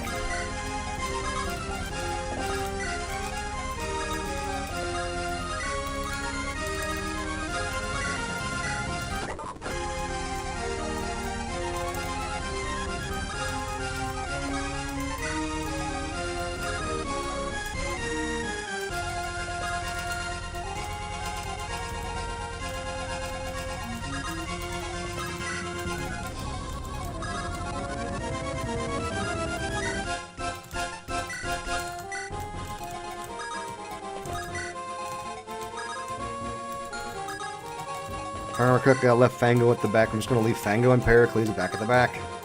Like I did last time. Because honestly, my play strategy was solid last time. It really was. That's what's kind of depressing about it, is that we really did play it pretty much correct. It's just we made some small miscalculations.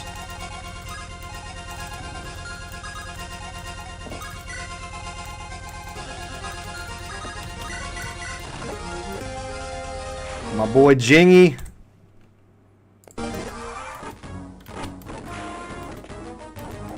Edward gets a kill. Begonia gets a kill.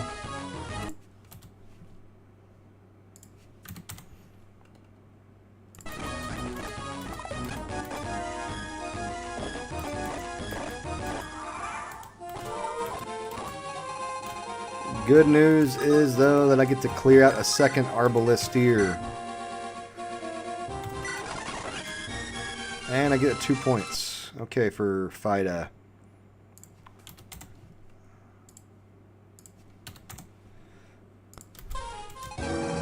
Okay.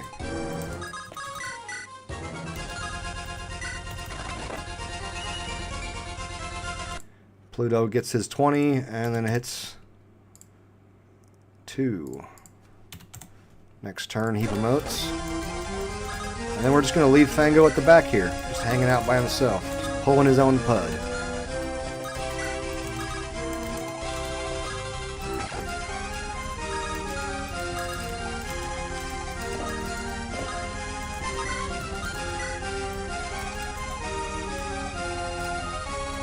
And like I said, we're leaving Pericles back here, we're leaving Fango back here.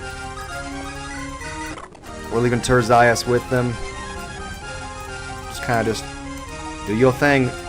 Hey girl, do your thing, switch. Little Sally Walker walking down the street. She didn't know what to do, so she walked right up to me and said, hey girl, do your thing and switch.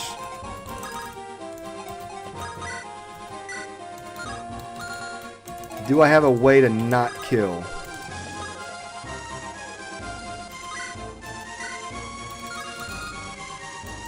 I know, it's kind of funny. You're like, why don't you want to kill him? Well, I don't want to kill him. I want this homie to get the kill. Well, then why don't you hit him with your dick?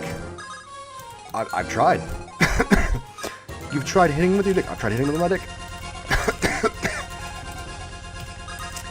Ain't too pretty in the face, but she's super thick. Man, I'm just thinking with my dick. My shit is dark. Sorry, I just had to go there, guys.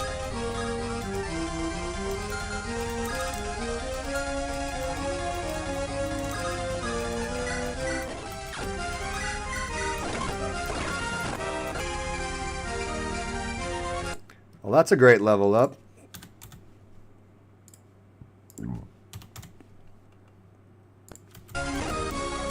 God, I'm just so mad about that. It's not fun when you're like, man, I played that really well, but screwed up like 2 things, and now everyone's dead.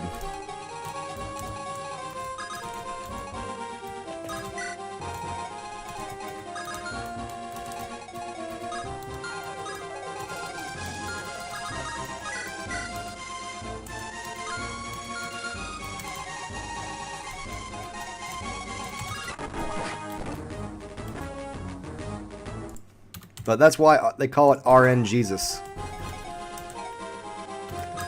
That's why they call it RN Jesus. Alright, what was his sniper total?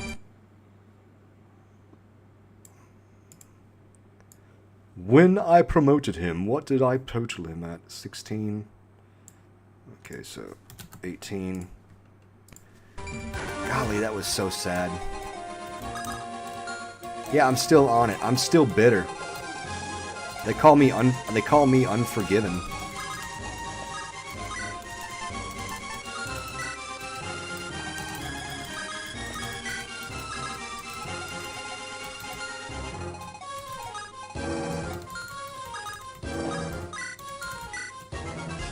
Okay, let's keep moving. Gotta keep it 100.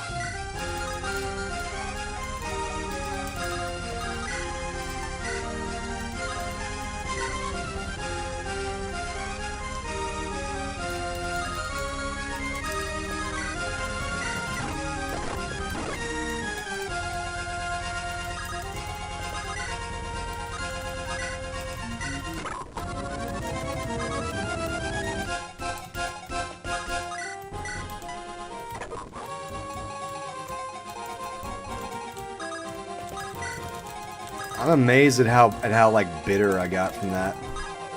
I really shouldn't be this like shut down and bitter, and yet I know I am. Like that really just messed me up, man. Messed up my soul. Soul mess.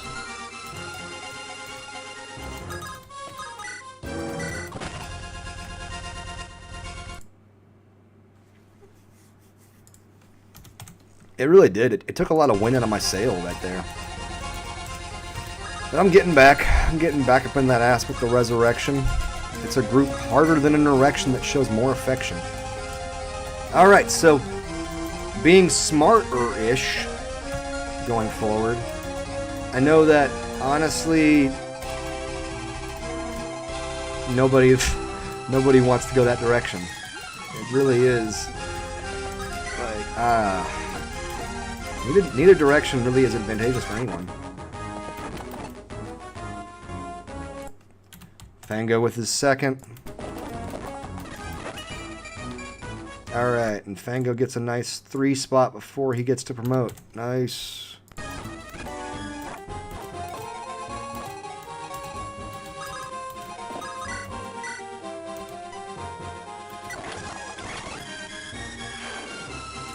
Alright. So Pericles gets his 3rd kill.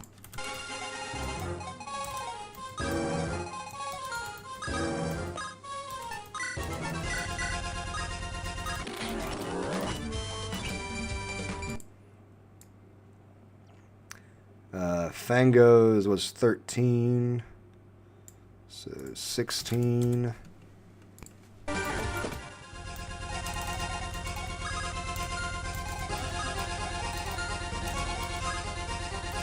I love how somehow Terzias is just safe right there, without really any thought. Okay.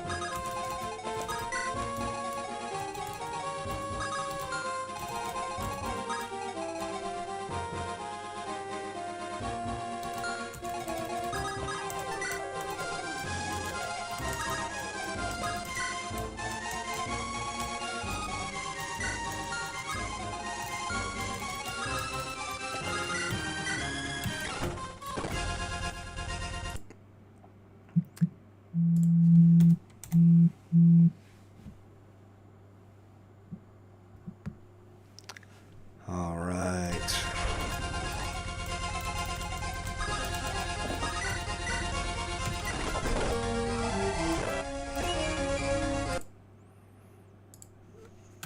Yo, Jingy with his 5th. And again, it took the wind out of my sails, dude. I'm trying to mentally get myself back in this biscuit, but it just, you know how it is, man. When you have something bad happen, you're like, man, that sucked.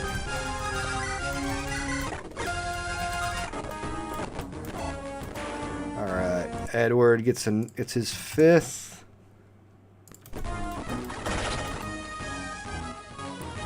Jingy with his 6th.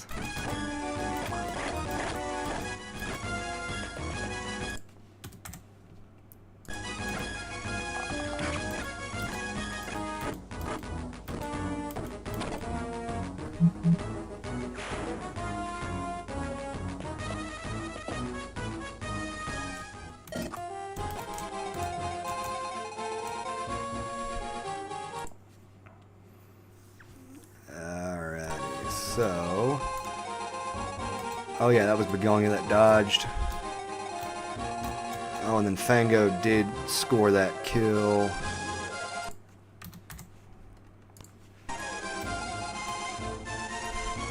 Wait.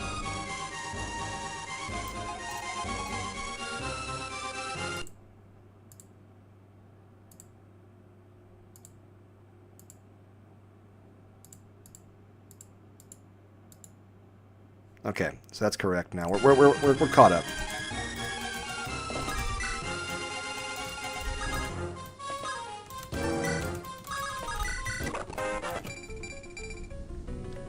Him getting a 5 with also being a magic is huge because magic influences his ability to be able to heal people better. That's good because right now his healing is just toe touches, you know.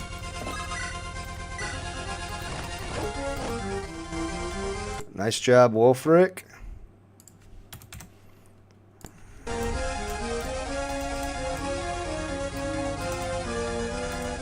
I don't like where this is at right now. But also I do like where it's at, because it's... we'll see what happens, but... why'd you crit? Ah! It's like, I'm not mad about it, but I'm trying... I would love to get Lopez some free experience. But I can't get him free experience if everyone keeps killing everything around him.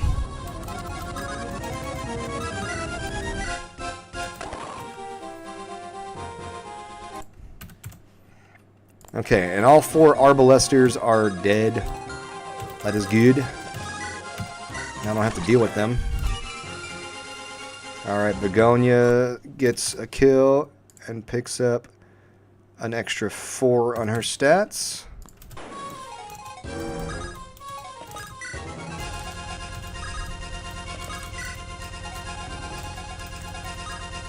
If I was in position to rock, I would.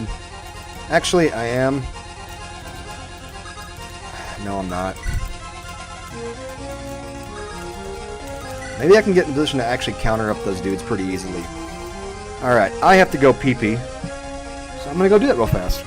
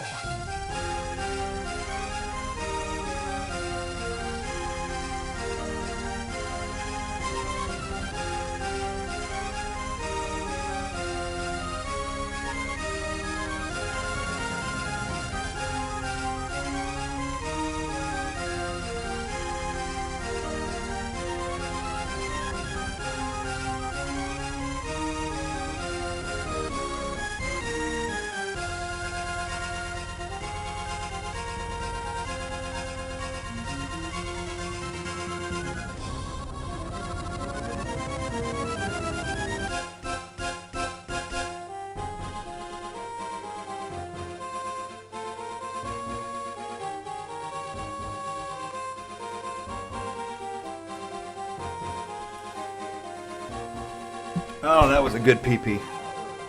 Sometimes you gotta just, drain the sea monster. Whose name is Jim. Why is his name Jim? Because his name is Jim, that's why. Stop being racist. Alright.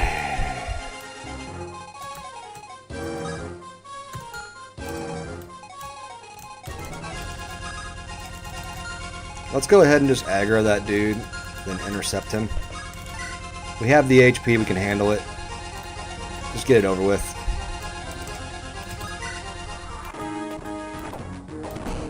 Wait, why does a Sword Slayer give you an advantage over a Battle Axe? Whatever.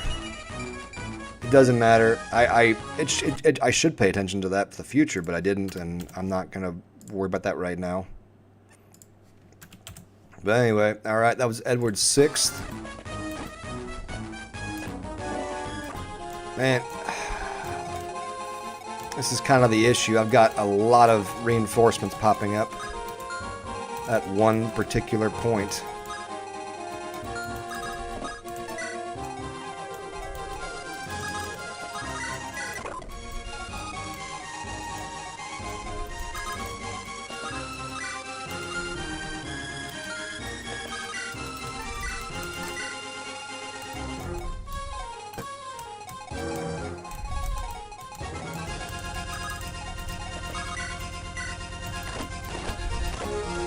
Edward's 7th there.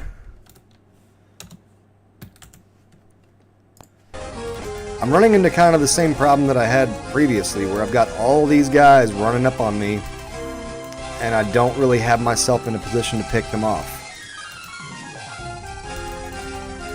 I feel like I should just abandon the frontier for a second. Abandon this room. I haven't seen anyone pop up that can actually, you know, chin check me.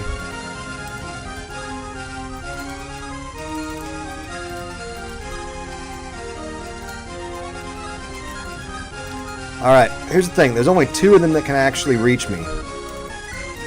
So let them come. Let them come at Delilah. We'll see what... We'll put all these archers in position to then just rail on them immediately afterwards. Let's do that.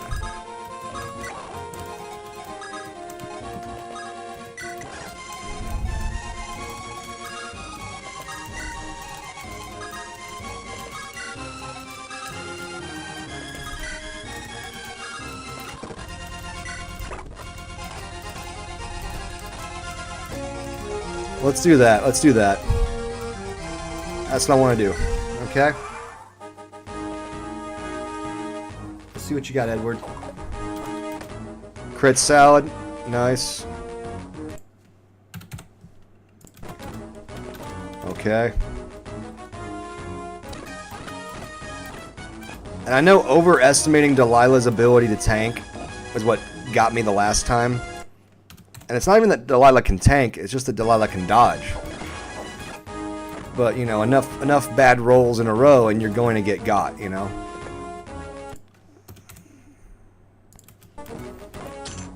And obviously I know that. But you're still like, I can trust it, can I? No, you can't, Shane. Alright, let's start picking these boys off.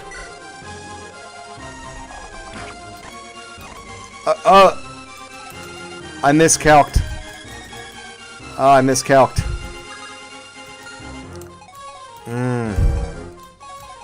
Okay, so here really comes the question. I guess...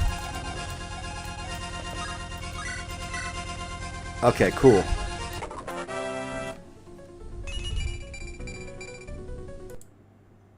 Okay. Apot gets a 4. That's the biggest growth I've actually seen her get so far. And the best part is one of those is a speed. Excellent. Resistance is always good. Excellent. HP, wonderful. Excellent. And she gets a second turn. That's also huge. Big mistake. Huge.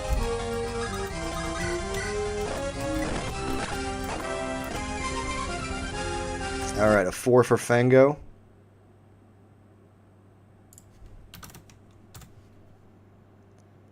Fango has gotten 33 points in the 33 stat points in the last 2 levels. That'll change your perception of a character pretty quickly.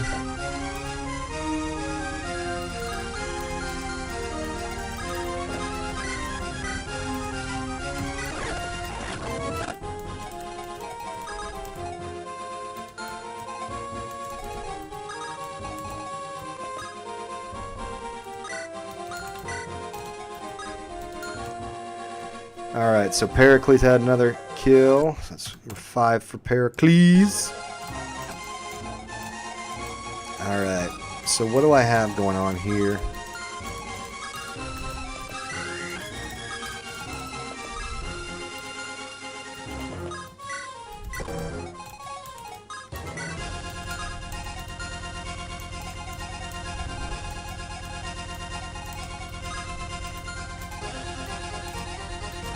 I don't want to just face plant right into that.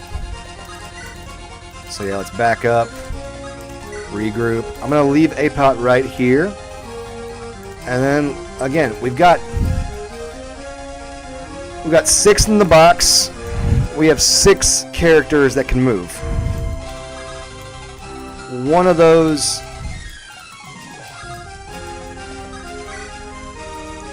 The scariest ones... Yes!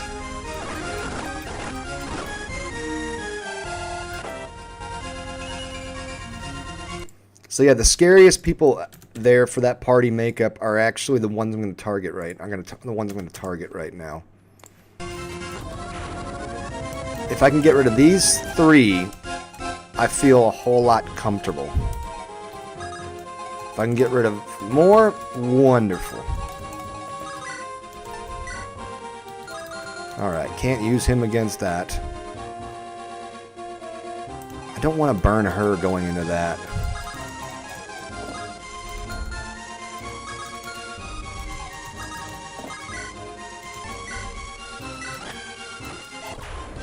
Okay, that's huge, getting rid of the Reagan left user. Wolfric got the kill right there. If anyone can be killed by him, it's going to be him. And yes, he can. Excellent, Lopez. Hey, so he didn't get strength this time, which is funny because I've been getting strength with him over and over and over again, which is so messed up because I should never get strength with him because he's a 25 growth percentage in strength. And yet I have, which is insane.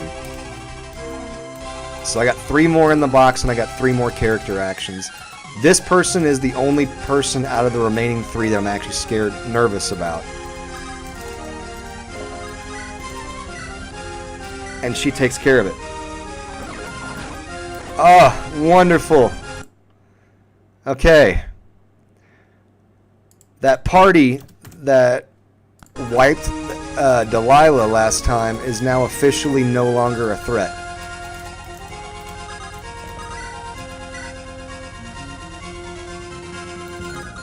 I said, let me check behind them. Okay, yeah. Because this dude was the one who got lucky last time and hit me. Popping a literal... Hitting me on a literal 19 roll. Hit me for like 20 damage. And I was like... Yeah. Yeah. A nice 4 spot right there. With resistance. Always love getting resistance. Nice. And then my boy Jingy. Jingy Jingy. Shimmy shimmy ya, shimmy yeah, shimmy yay. Give me the mic and I will take you away. Off on a natural cause, bon voyage. Alright, Fida cleaning that up. Oh, and the best part is everyone's over here just chilling full.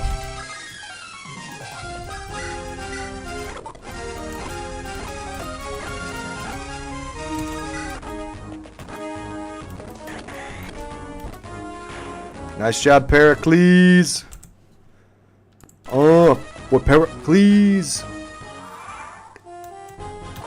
Just gotta love the almost endless, random, you know, people rolling up on you. They see me rolling. I'm underneath the sun. So, okay, so Fida's 5th. Let's see what we have here now. Okay, now we got Beatrix in place to just start rummaging through. 4,000 gold. I need to start being more aggressive on how I spend gold, man.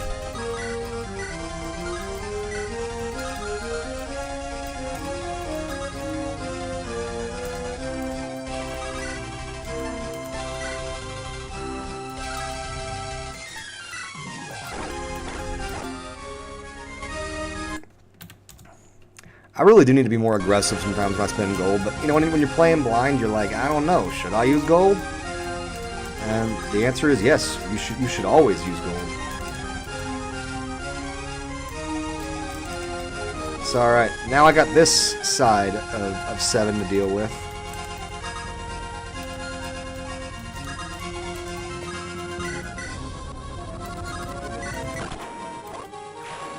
Good job, Pluto! Boy, Pluto coming in clutch. Okay. Oh, and I already dealt with the Arbalesters. Cool. Delilah should be able to clean those out.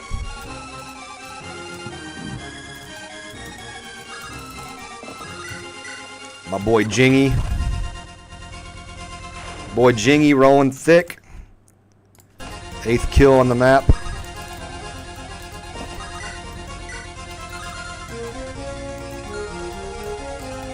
I'm just going to leave that one for him.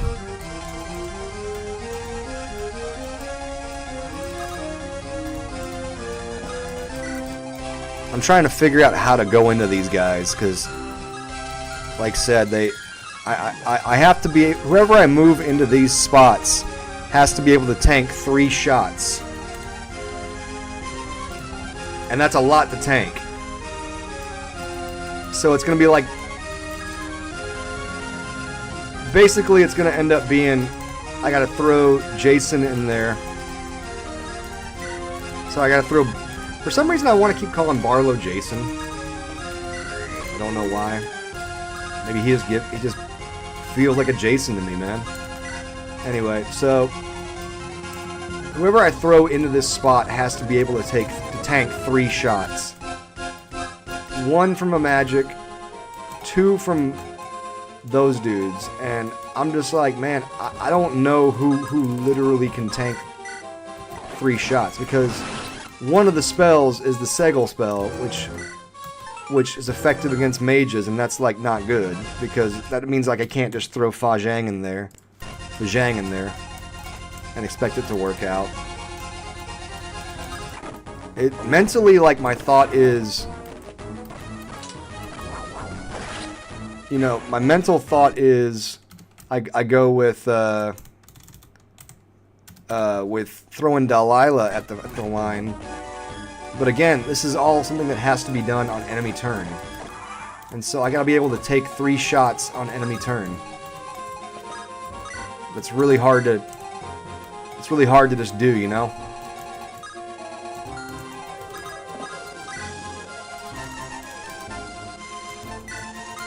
Anyway. Yeah, just tanking 3 shots on enemy turn is always tough. Now, if I had a real tank, it'd be different. But I don't have a real tank.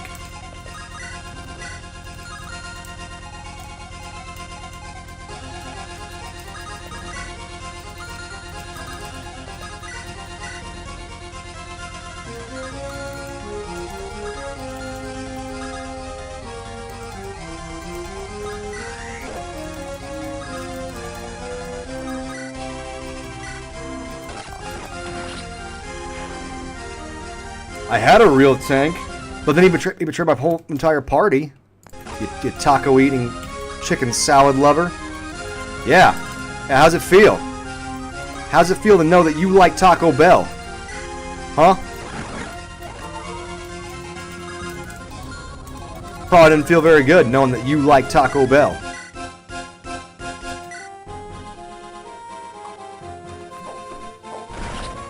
I love when the crit salad shows up when you need it to. Ah, that feels good. Edward's rocking 10, by the way. 10 kills.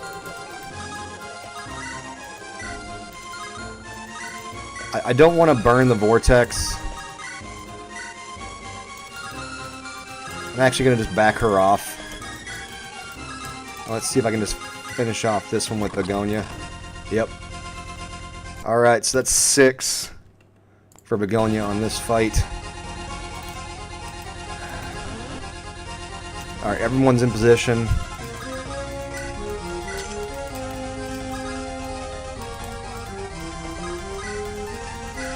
I'm going to throw a Lance Reaver on.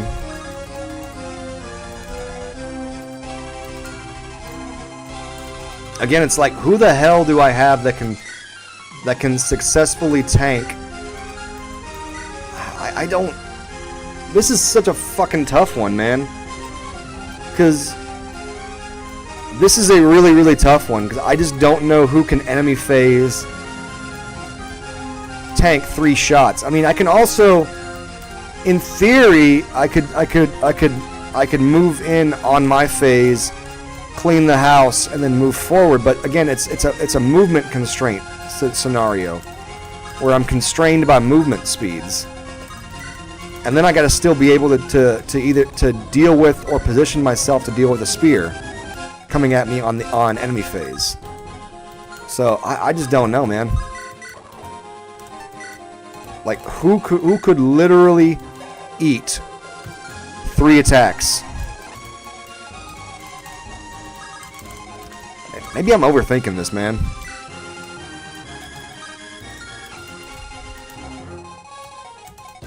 Because normally there's like one person that you can just aggro out. But no, I can't. I just don't know how to go into this.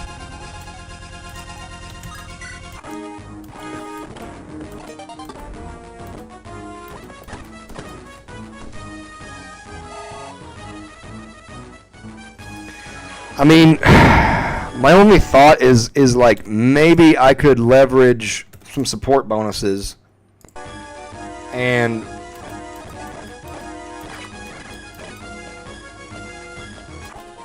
like my only thought is maybe I can leverage support bonuses.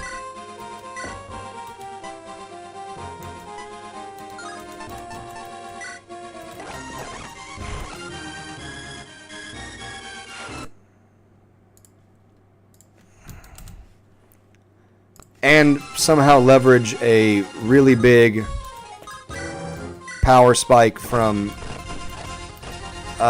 like if I can leverage some support bonuses and a power spike from Barlow, I mean that might work.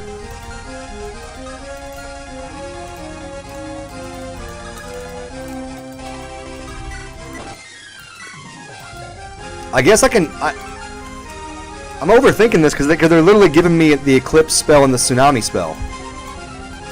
Right?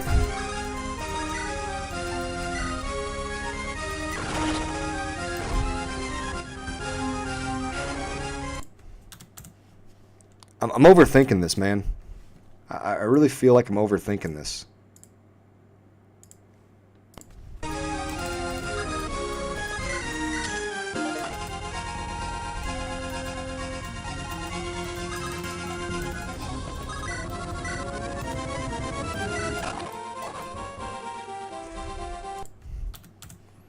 I'm just sitting here just overthinking.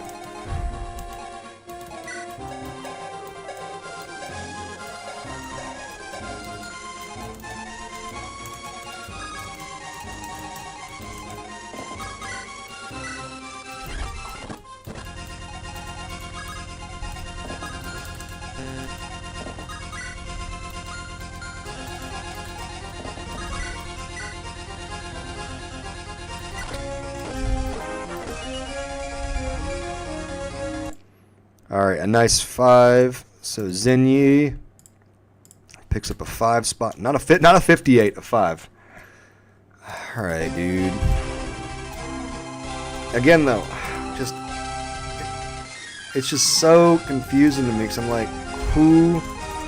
I just don't feel like there's anyone in my entire party who can walk into that. Because there's no weapon triangle advantage.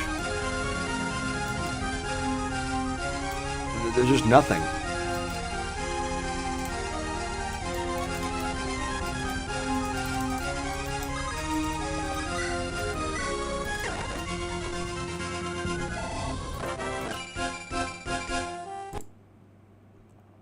Edward picked up another 4. Okay, so he's at 7 right there. I need to put another axe on Edward because he's getting ready to, just crash out on items. He's getting ready to be standing there just with his dick in his hands, just staring at me, making eye contact. Worst kind of experience you can have with another man. It's just like, hey, yo, my dude, what's going on? Oh, you good? Cool, man, cool.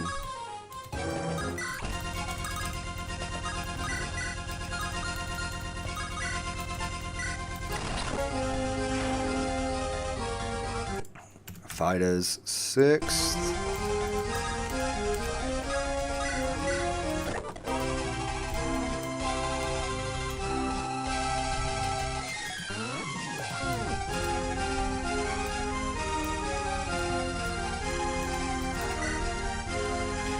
The only person I think could do it would be Fa Zheng.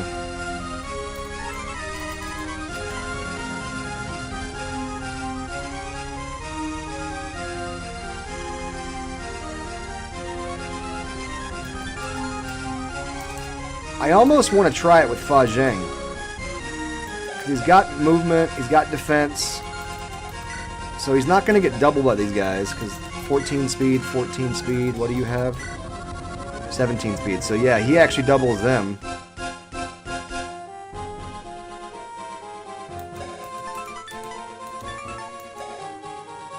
So he doubles them.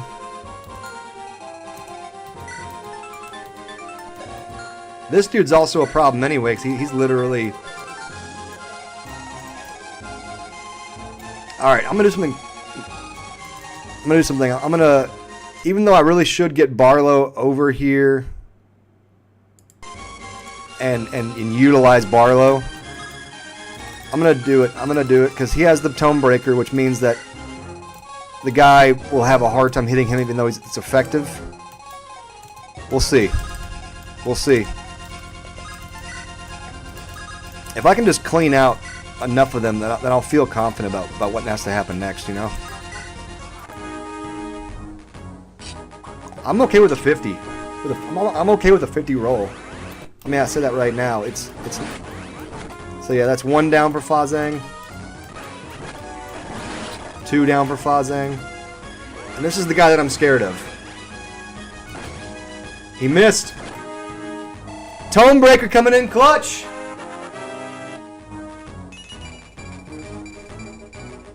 Oh, Fa Zheng. Baby girl. You have the exact right abilities, and you even had a great level up off of it. I love you, Fa Zheng. I think you just became... I think Fa Zheng just secured himself as an all-time starting unit for where we're at right now. That was beautiful. That was lovely. Oh, I needed that so bad, man. Because like I said, the trick wasn't that there were 2, it's that there were 3 that you were going to have to fall into it. And one of them was a magic user. So it was like you got to have somebody that can take both tank both magic and HP. And I didn't have anybody that I really felt comfortable doing that with. And man, that was so clutch. That was so clutch.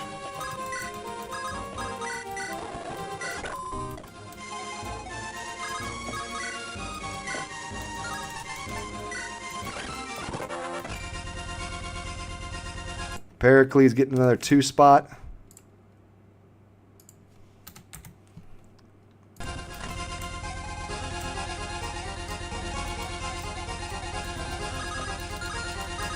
Alright, Beatrix has everything. Oh, yeah, she actually can use the Eclipse. Okay, cool. Which does half HP of anybody that hits halves the HP of anybody that's there. Okay. So yeah, I'm going to leave Delilah back here.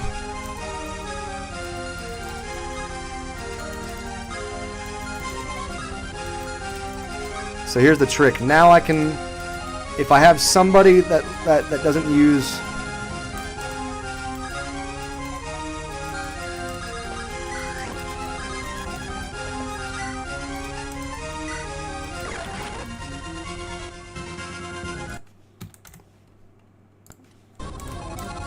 I need someone that's a non-axe user.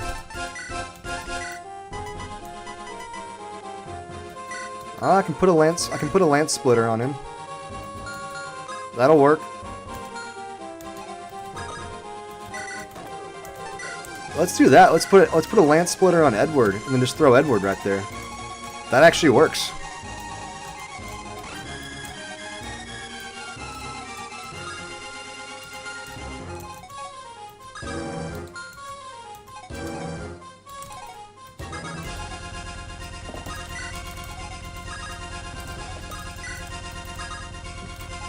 How close can I get? Alright, that's the spot.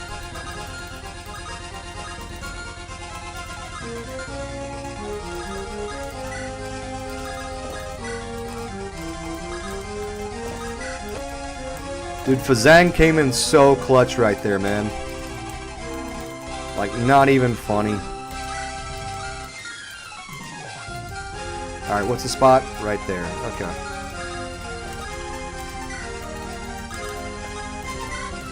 Because, yeah, once I get that guy by himself, I'm not scared of him.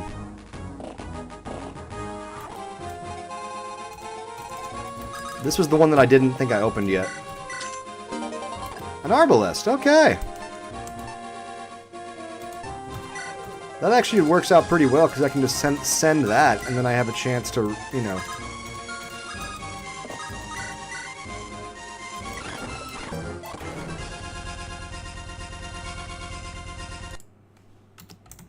Boy, Jingy just coming in clutch. So I just throw an arbalest back into that. I'm gonna drop a lance splitter. No, okay, don't go there. Oh, he can't reach that. Okay, cool. He can't reach that. He can reach... Okay. He can reach to right there. That's where he can reach to. Let's go into the doorway with a lance splitter.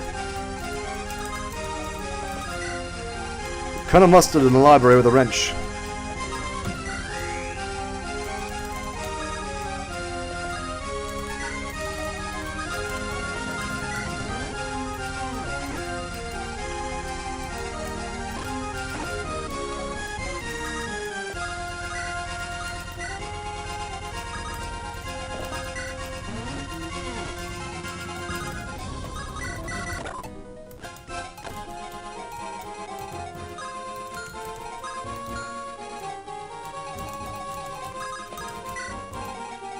Alright. Here we go. Lance split the homie. Just bacon and eggs folded him. Edward's got 12 kills in this battle. Giving him the lance splitter is just a game changer for this particular scenario. Makes it a whole lot easier. I was like, woe is me, I don't have anybody that can really just run right into those guys. And yet I'm like, I do. Alright. Fango gets his 8th. And then also hit another 4 spot on Fango. Nice.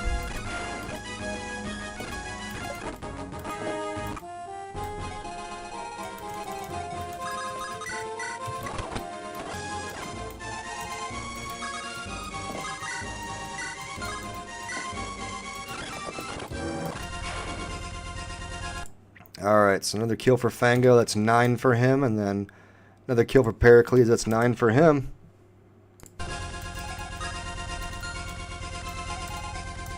Terzias just sitting there chilling dick the whole time.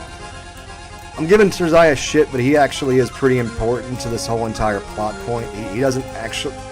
This doesn't work if he doesn't there to make it work.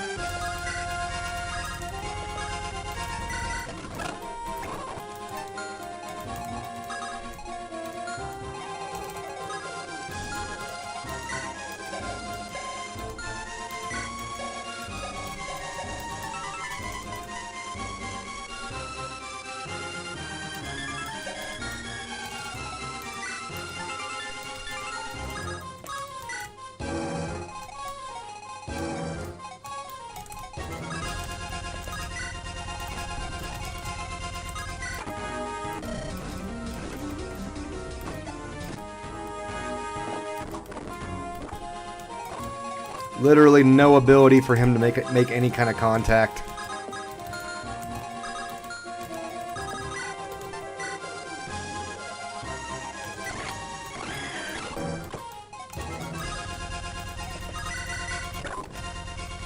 Yes, I literally burned 2 Filberter shots in order to get a little bit of extra chip experience for Terzias. Okay, so does anybody have a chance to get a level up here? I mean, yes. Okay, so who would be the best one to give it to? Because honestly, we're going to be able to rip through this dude. Just give it to him. It's super easy right now. Edward has come in ridiculously clutch in this battle.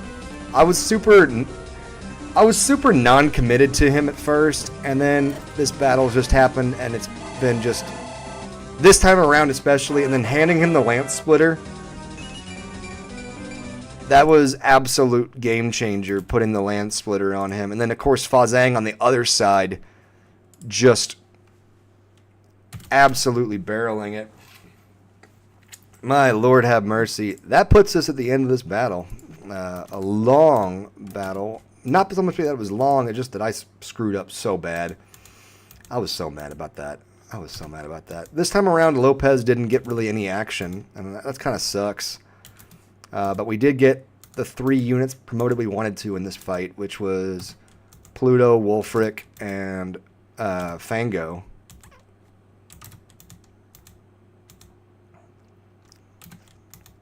Alright.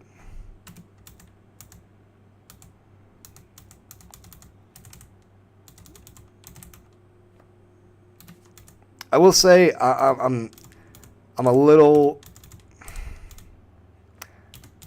One thing I'm a little miffed about right now with this game is how spread out the lead stars are. To where I'm gonna be in a situation where very quickly I'm not actually bringing any heroes to the fight. I'm literally just going, hey, there's a lead star. Let's use that hero.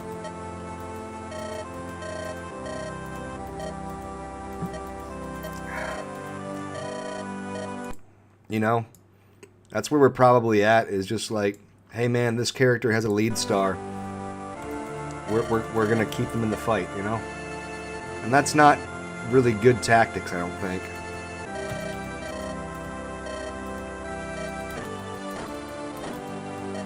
It's quite a relief. I don't know.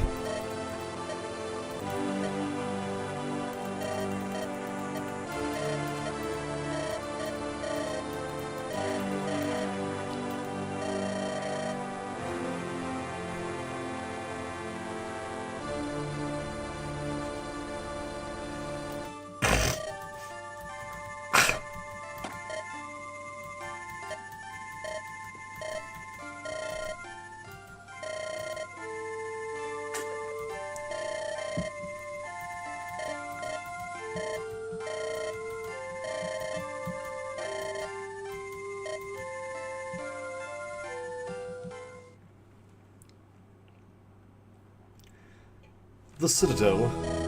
And thus vested in me by the blessing, my lord, I grant thee so sort of the title of general, and you got a big old wee-wee.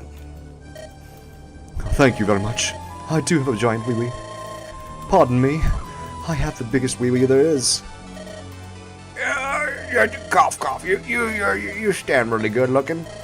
Thank you. Look at his happy smile. I want you to please. With the simple, entirely symbolic gesture we've undergone and loyalty. Have we? This is not the night the castle is out. Indeed, he is a weak wretch. Weaklings like this are predictable. They melt at the point of power. Not that we've given him any options, but he'll convince himself otherwise. Once a turncoat, always a turncoat. It would be better to simply... My lady, I do believe it's time we talk about this. It's not to talk about Sandra Diga. It's Sandra Diga. With all due respect, when it comes to coughs and death rattles, it becomes my duty to mitigate for that. Whatever it might be, I need to know how much time you think you have left. You speak of duty, I bid you return with the heretic, no matter what. You defy what I say. Why is she so important to you, your holiness? There are better things for me to spend in your final days. What does it matter? Sandra Diga, you are well dismissed. You have any orders? Do as you please. I suppose I shall. May I speak, husband? My vagina hurts.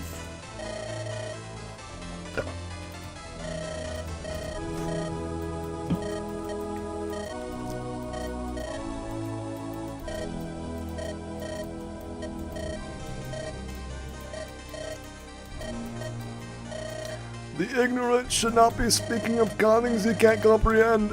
I'm dying. Dolus. Leave me alone. I have testicular cancer. My daddy told me that you're gonna be a bitch. What are you doing? Already that time come showing up. What plays you kidding me? I got much to do. Hey, what's up, little buddy? You wanna play? I'm a hostage. A hostage? Yeah, I'm a hostage.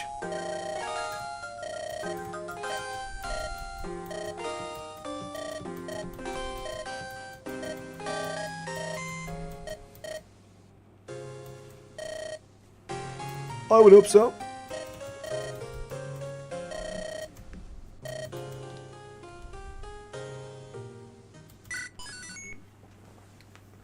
So yeah,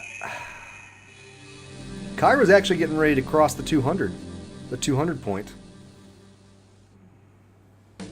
She's at 192 right now on the adjusted.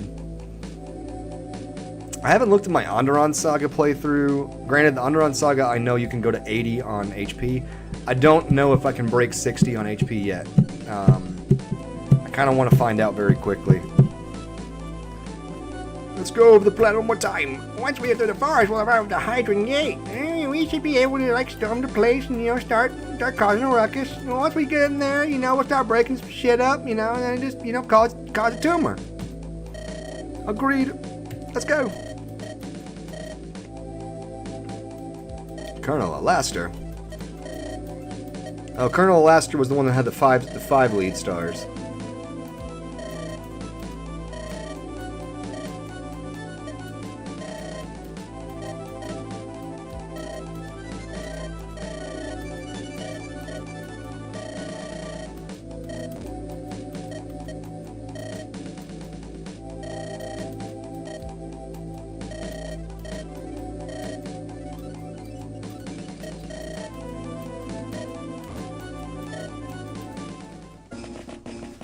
Uh-oh, it's an ambush. Oh, isn't that the dude who was the... Was this the guy who was running the caravan train?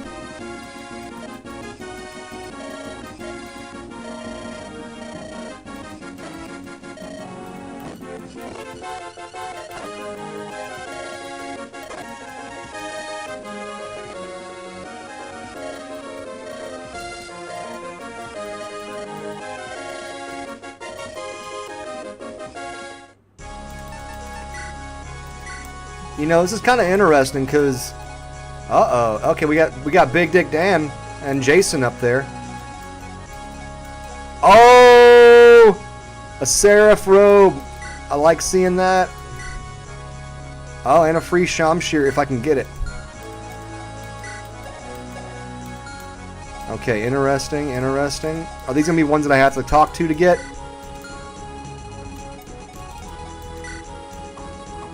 Okay, yeah, Jason, I gotta talk to Jason. Most of the time in this game, though, I've been just given the character when I talk to them, so we'll see. I wonder if they're gonna go dark on this chapter. I kind of wonder how this battle's set up. But I'll put it this way. Let's first go to camp and let's do the camp conversations before we do anything else, because you never know what we're gonna get in camp.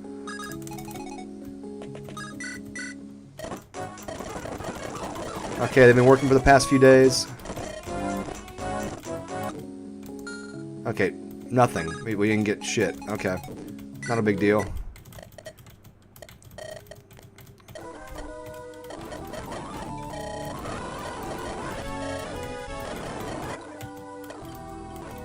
Discovered his wife was dying, was gravely sick. Saw Heste's counsel. One augury knew, but unlike myself, Heste was his steed.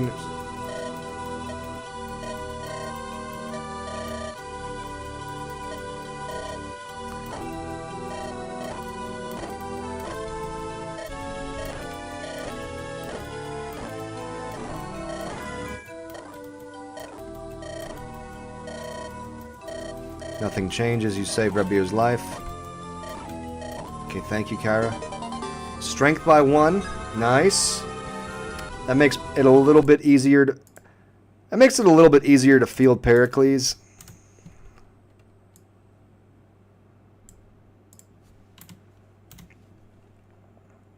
Pericles is a funny one because he's only at a 144, but adjusted to 153, which puts him at 7th in the party. So pretty solid.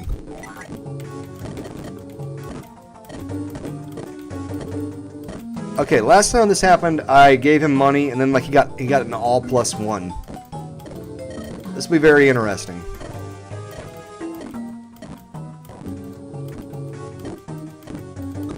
Yeah, I'll do it. I got plenty of money right now.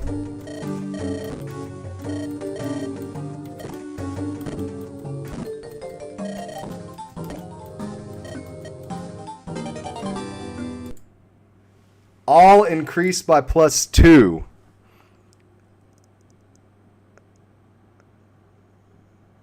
It wasn't an item, that was an event. Okay.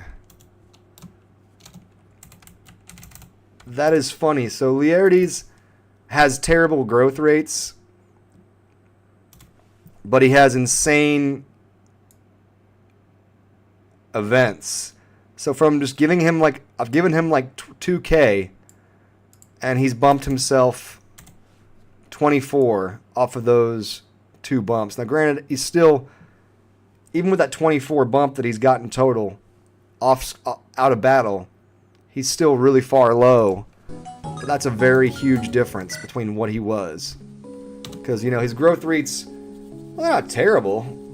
I mean, they are terrible. But honestly, knowing this now, I might use them more on my next playthrough. Knowing that there is a free 24 points available for him just by handing him money. He's basically Yojimbo. He is basically Yojimbo at this point. I've not used Ophelia once, by the way. I don't know. I don't want to get suckered in and then all of a sudden trust Ophelia and then end up with my pants down.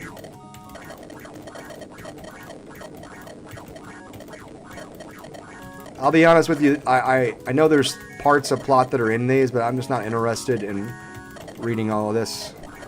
I appreciate it, but these are mostly support conversations, and so I'm not interested. Okay, this is a hello conversation.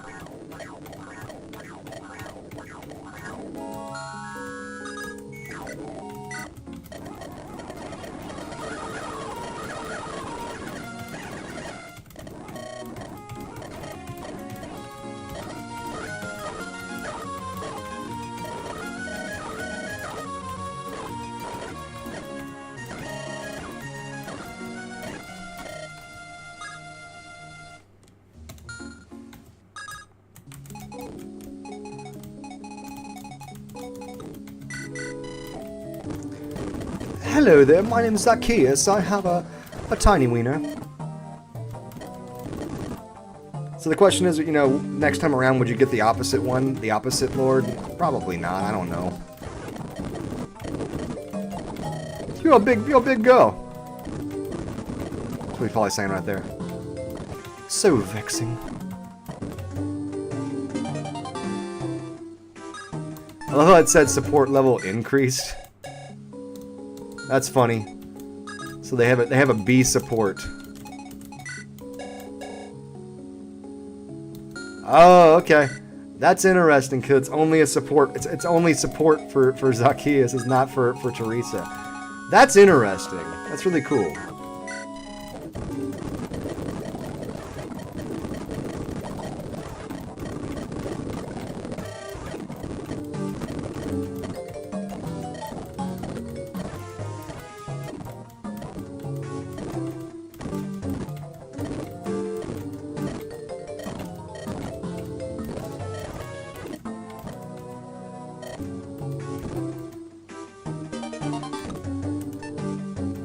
That's funny. So you got a little bit of money. Hey, what's up? How you doing? I hate you. Get away from me. You big. Why you big? Why you so big? Why you so big? That's all he's saying. That's all he's saying. Why you so big? Stop being so big. Put the fork down.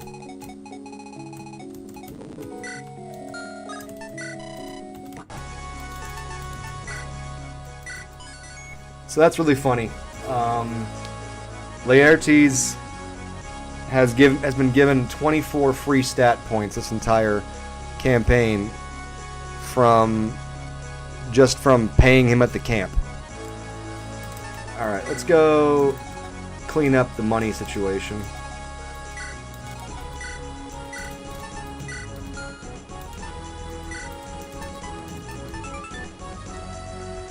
Okay, that can actually kill. Okay, that's actually really good. So.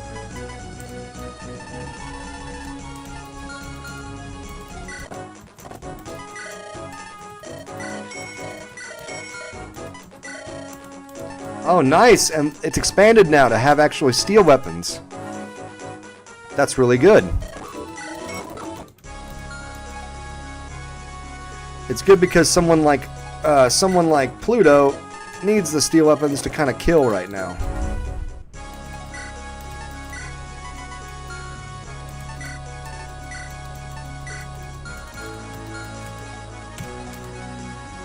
Oh, and we have a repair hammer. Nice.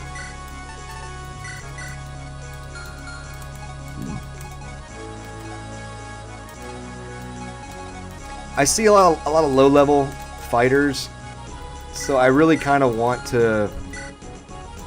I kind of want to use this battle as a chance to just pump up a few loser characters. There's no loser characters. They're just losers.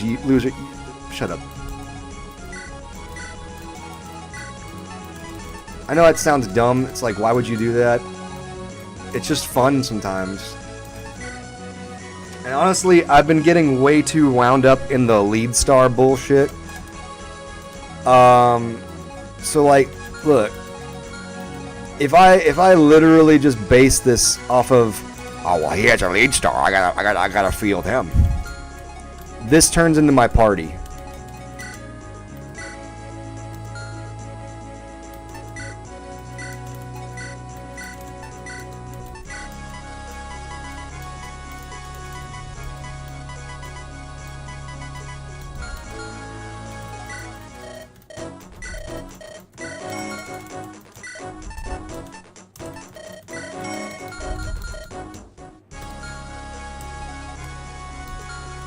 So yeah, if I just go off of, oh, this person has a lead star, which again is really helpful.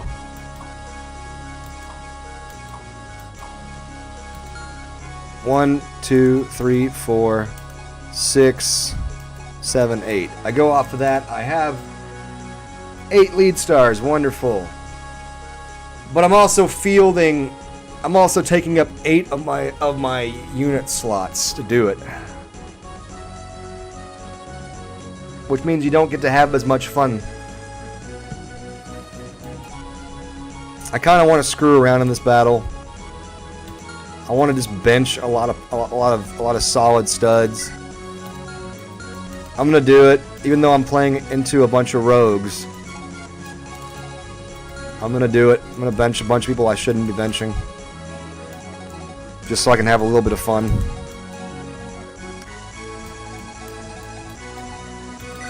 Let's go Teresa Nikia.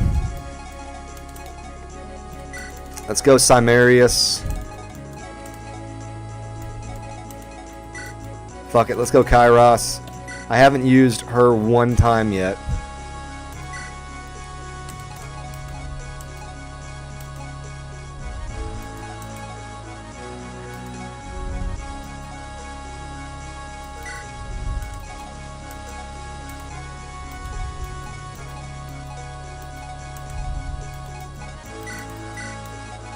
I'm gonna try it out with this setup.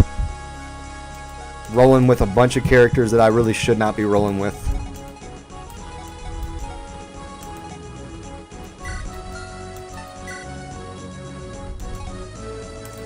But you know, if you're not gonna have fun, like, why are you playing this game?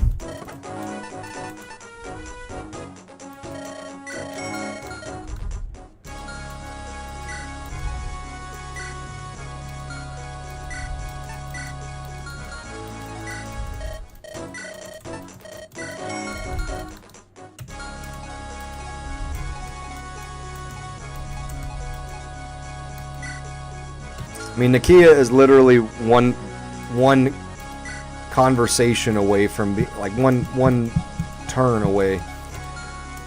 We're not going to go full stupid. We are still going to have a couple of our badasses out there in Delilah, Kyra, and Apot.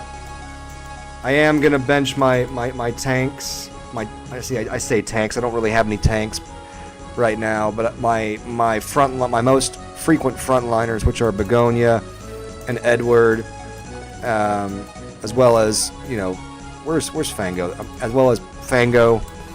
I'll put them all back in the next battle, but this battle looks like a pressure off battle. Like, everything about it looks like an unserious battle in comparison to the other ones, which I kind of appreciate. This looks like one of those battles where you just, hey, let's have some fun, screw around, you know, wet level some characters up if you want to. They're out for blood. Don't leave me, Jason!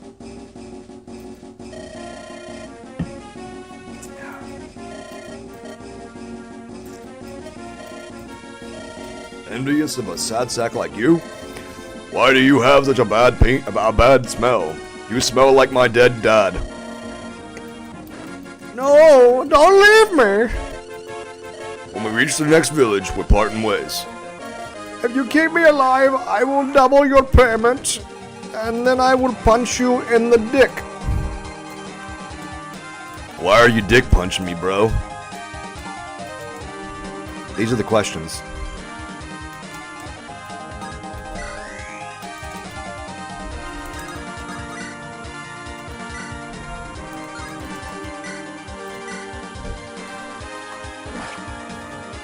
I'm laughing because I've literally benched Nicholas completely.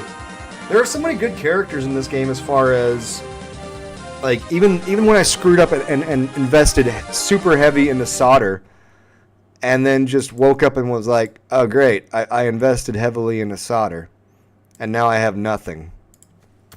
You know, and I know I'm a little weird with how I play the game, but I do. I like benching characters that I probably shouldn't bench,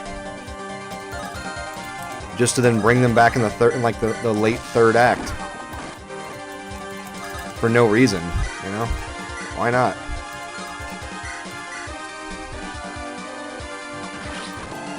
And, you know, literally, I have never touched Jane. I benched Hecate super early because I was nervous that Hecate was the traitor. Like, everything looked like she was the traitor, and then I found out that I was actually wrong. Oh, so now I'm wrong.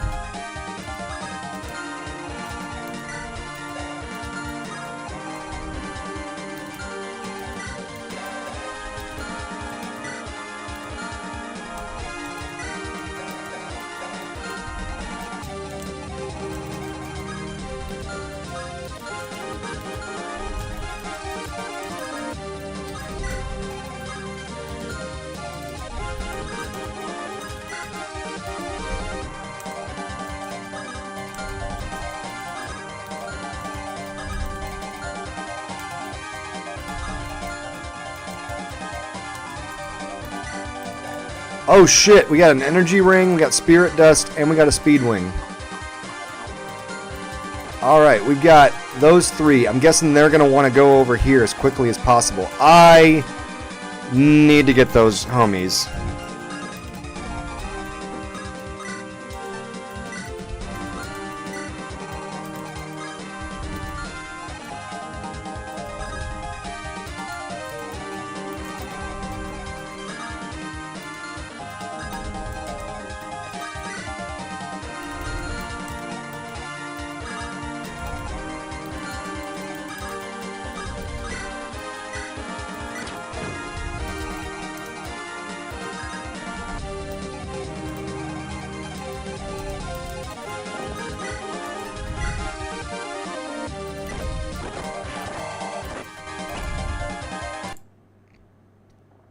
So, augury. Yeah, this battle does look like one of those where I'm getting a chance to just kind of puff up after, you know, so long being just beaten up. I may be horribly wrong, but I don't feel like it. So, But yeah, a speed wing, an energy ring, and a spirit dust. 3 awesome things for me to just like pound into some characters that, you know, maybe I'm not feeling too good about right now.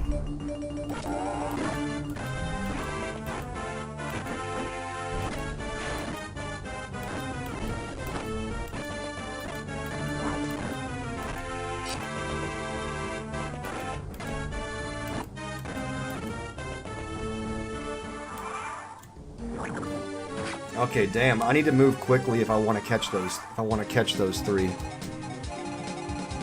Those 3 are gunning it for that. Oh, and we got an Arbalester. Oh, this is gonna actually be kind of. This is kind of the tough thing of the battle. I can use a pot.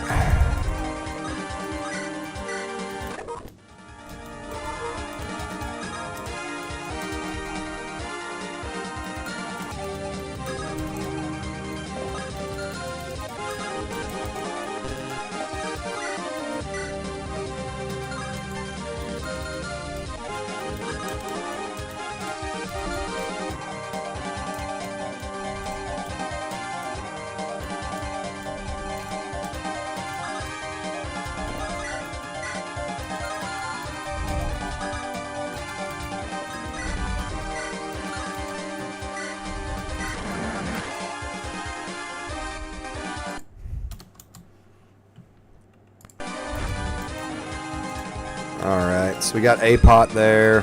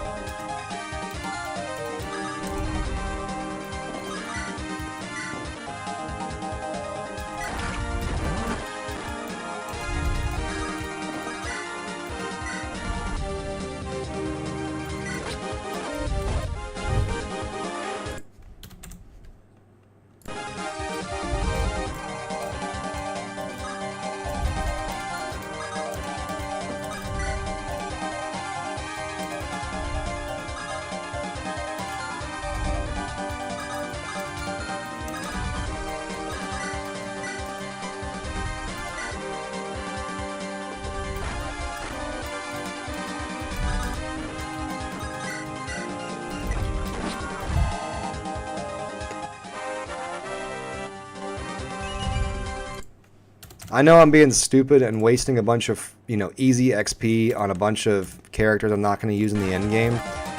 But I'm weird like that, man. That's just how I like playing Fire Emblem, dude. Sometimes it's fun to screw around and use characters you're like, I know I'm not going to use this guy. You know? Okay.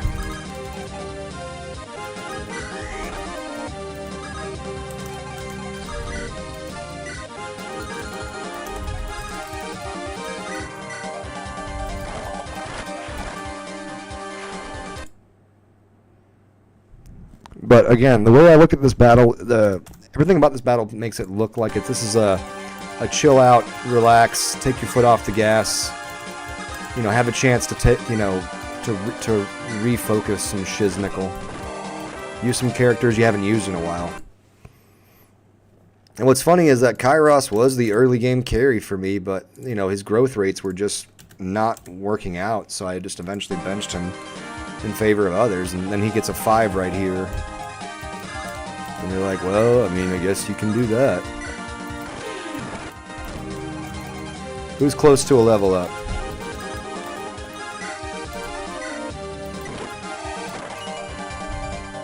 Congrats, Jane actually did get a level in this game. I hadn't used Jane at all.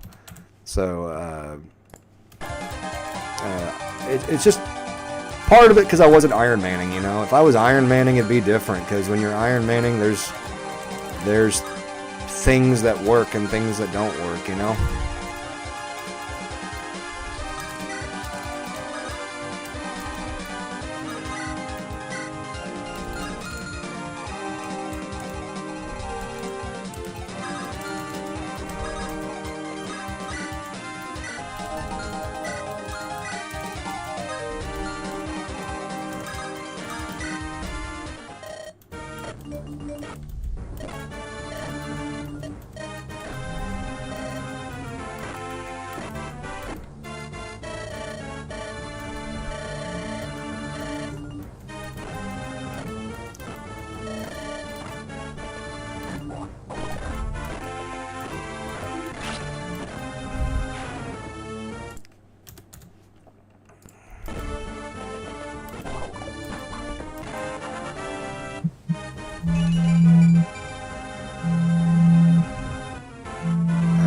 I got a 3 right there.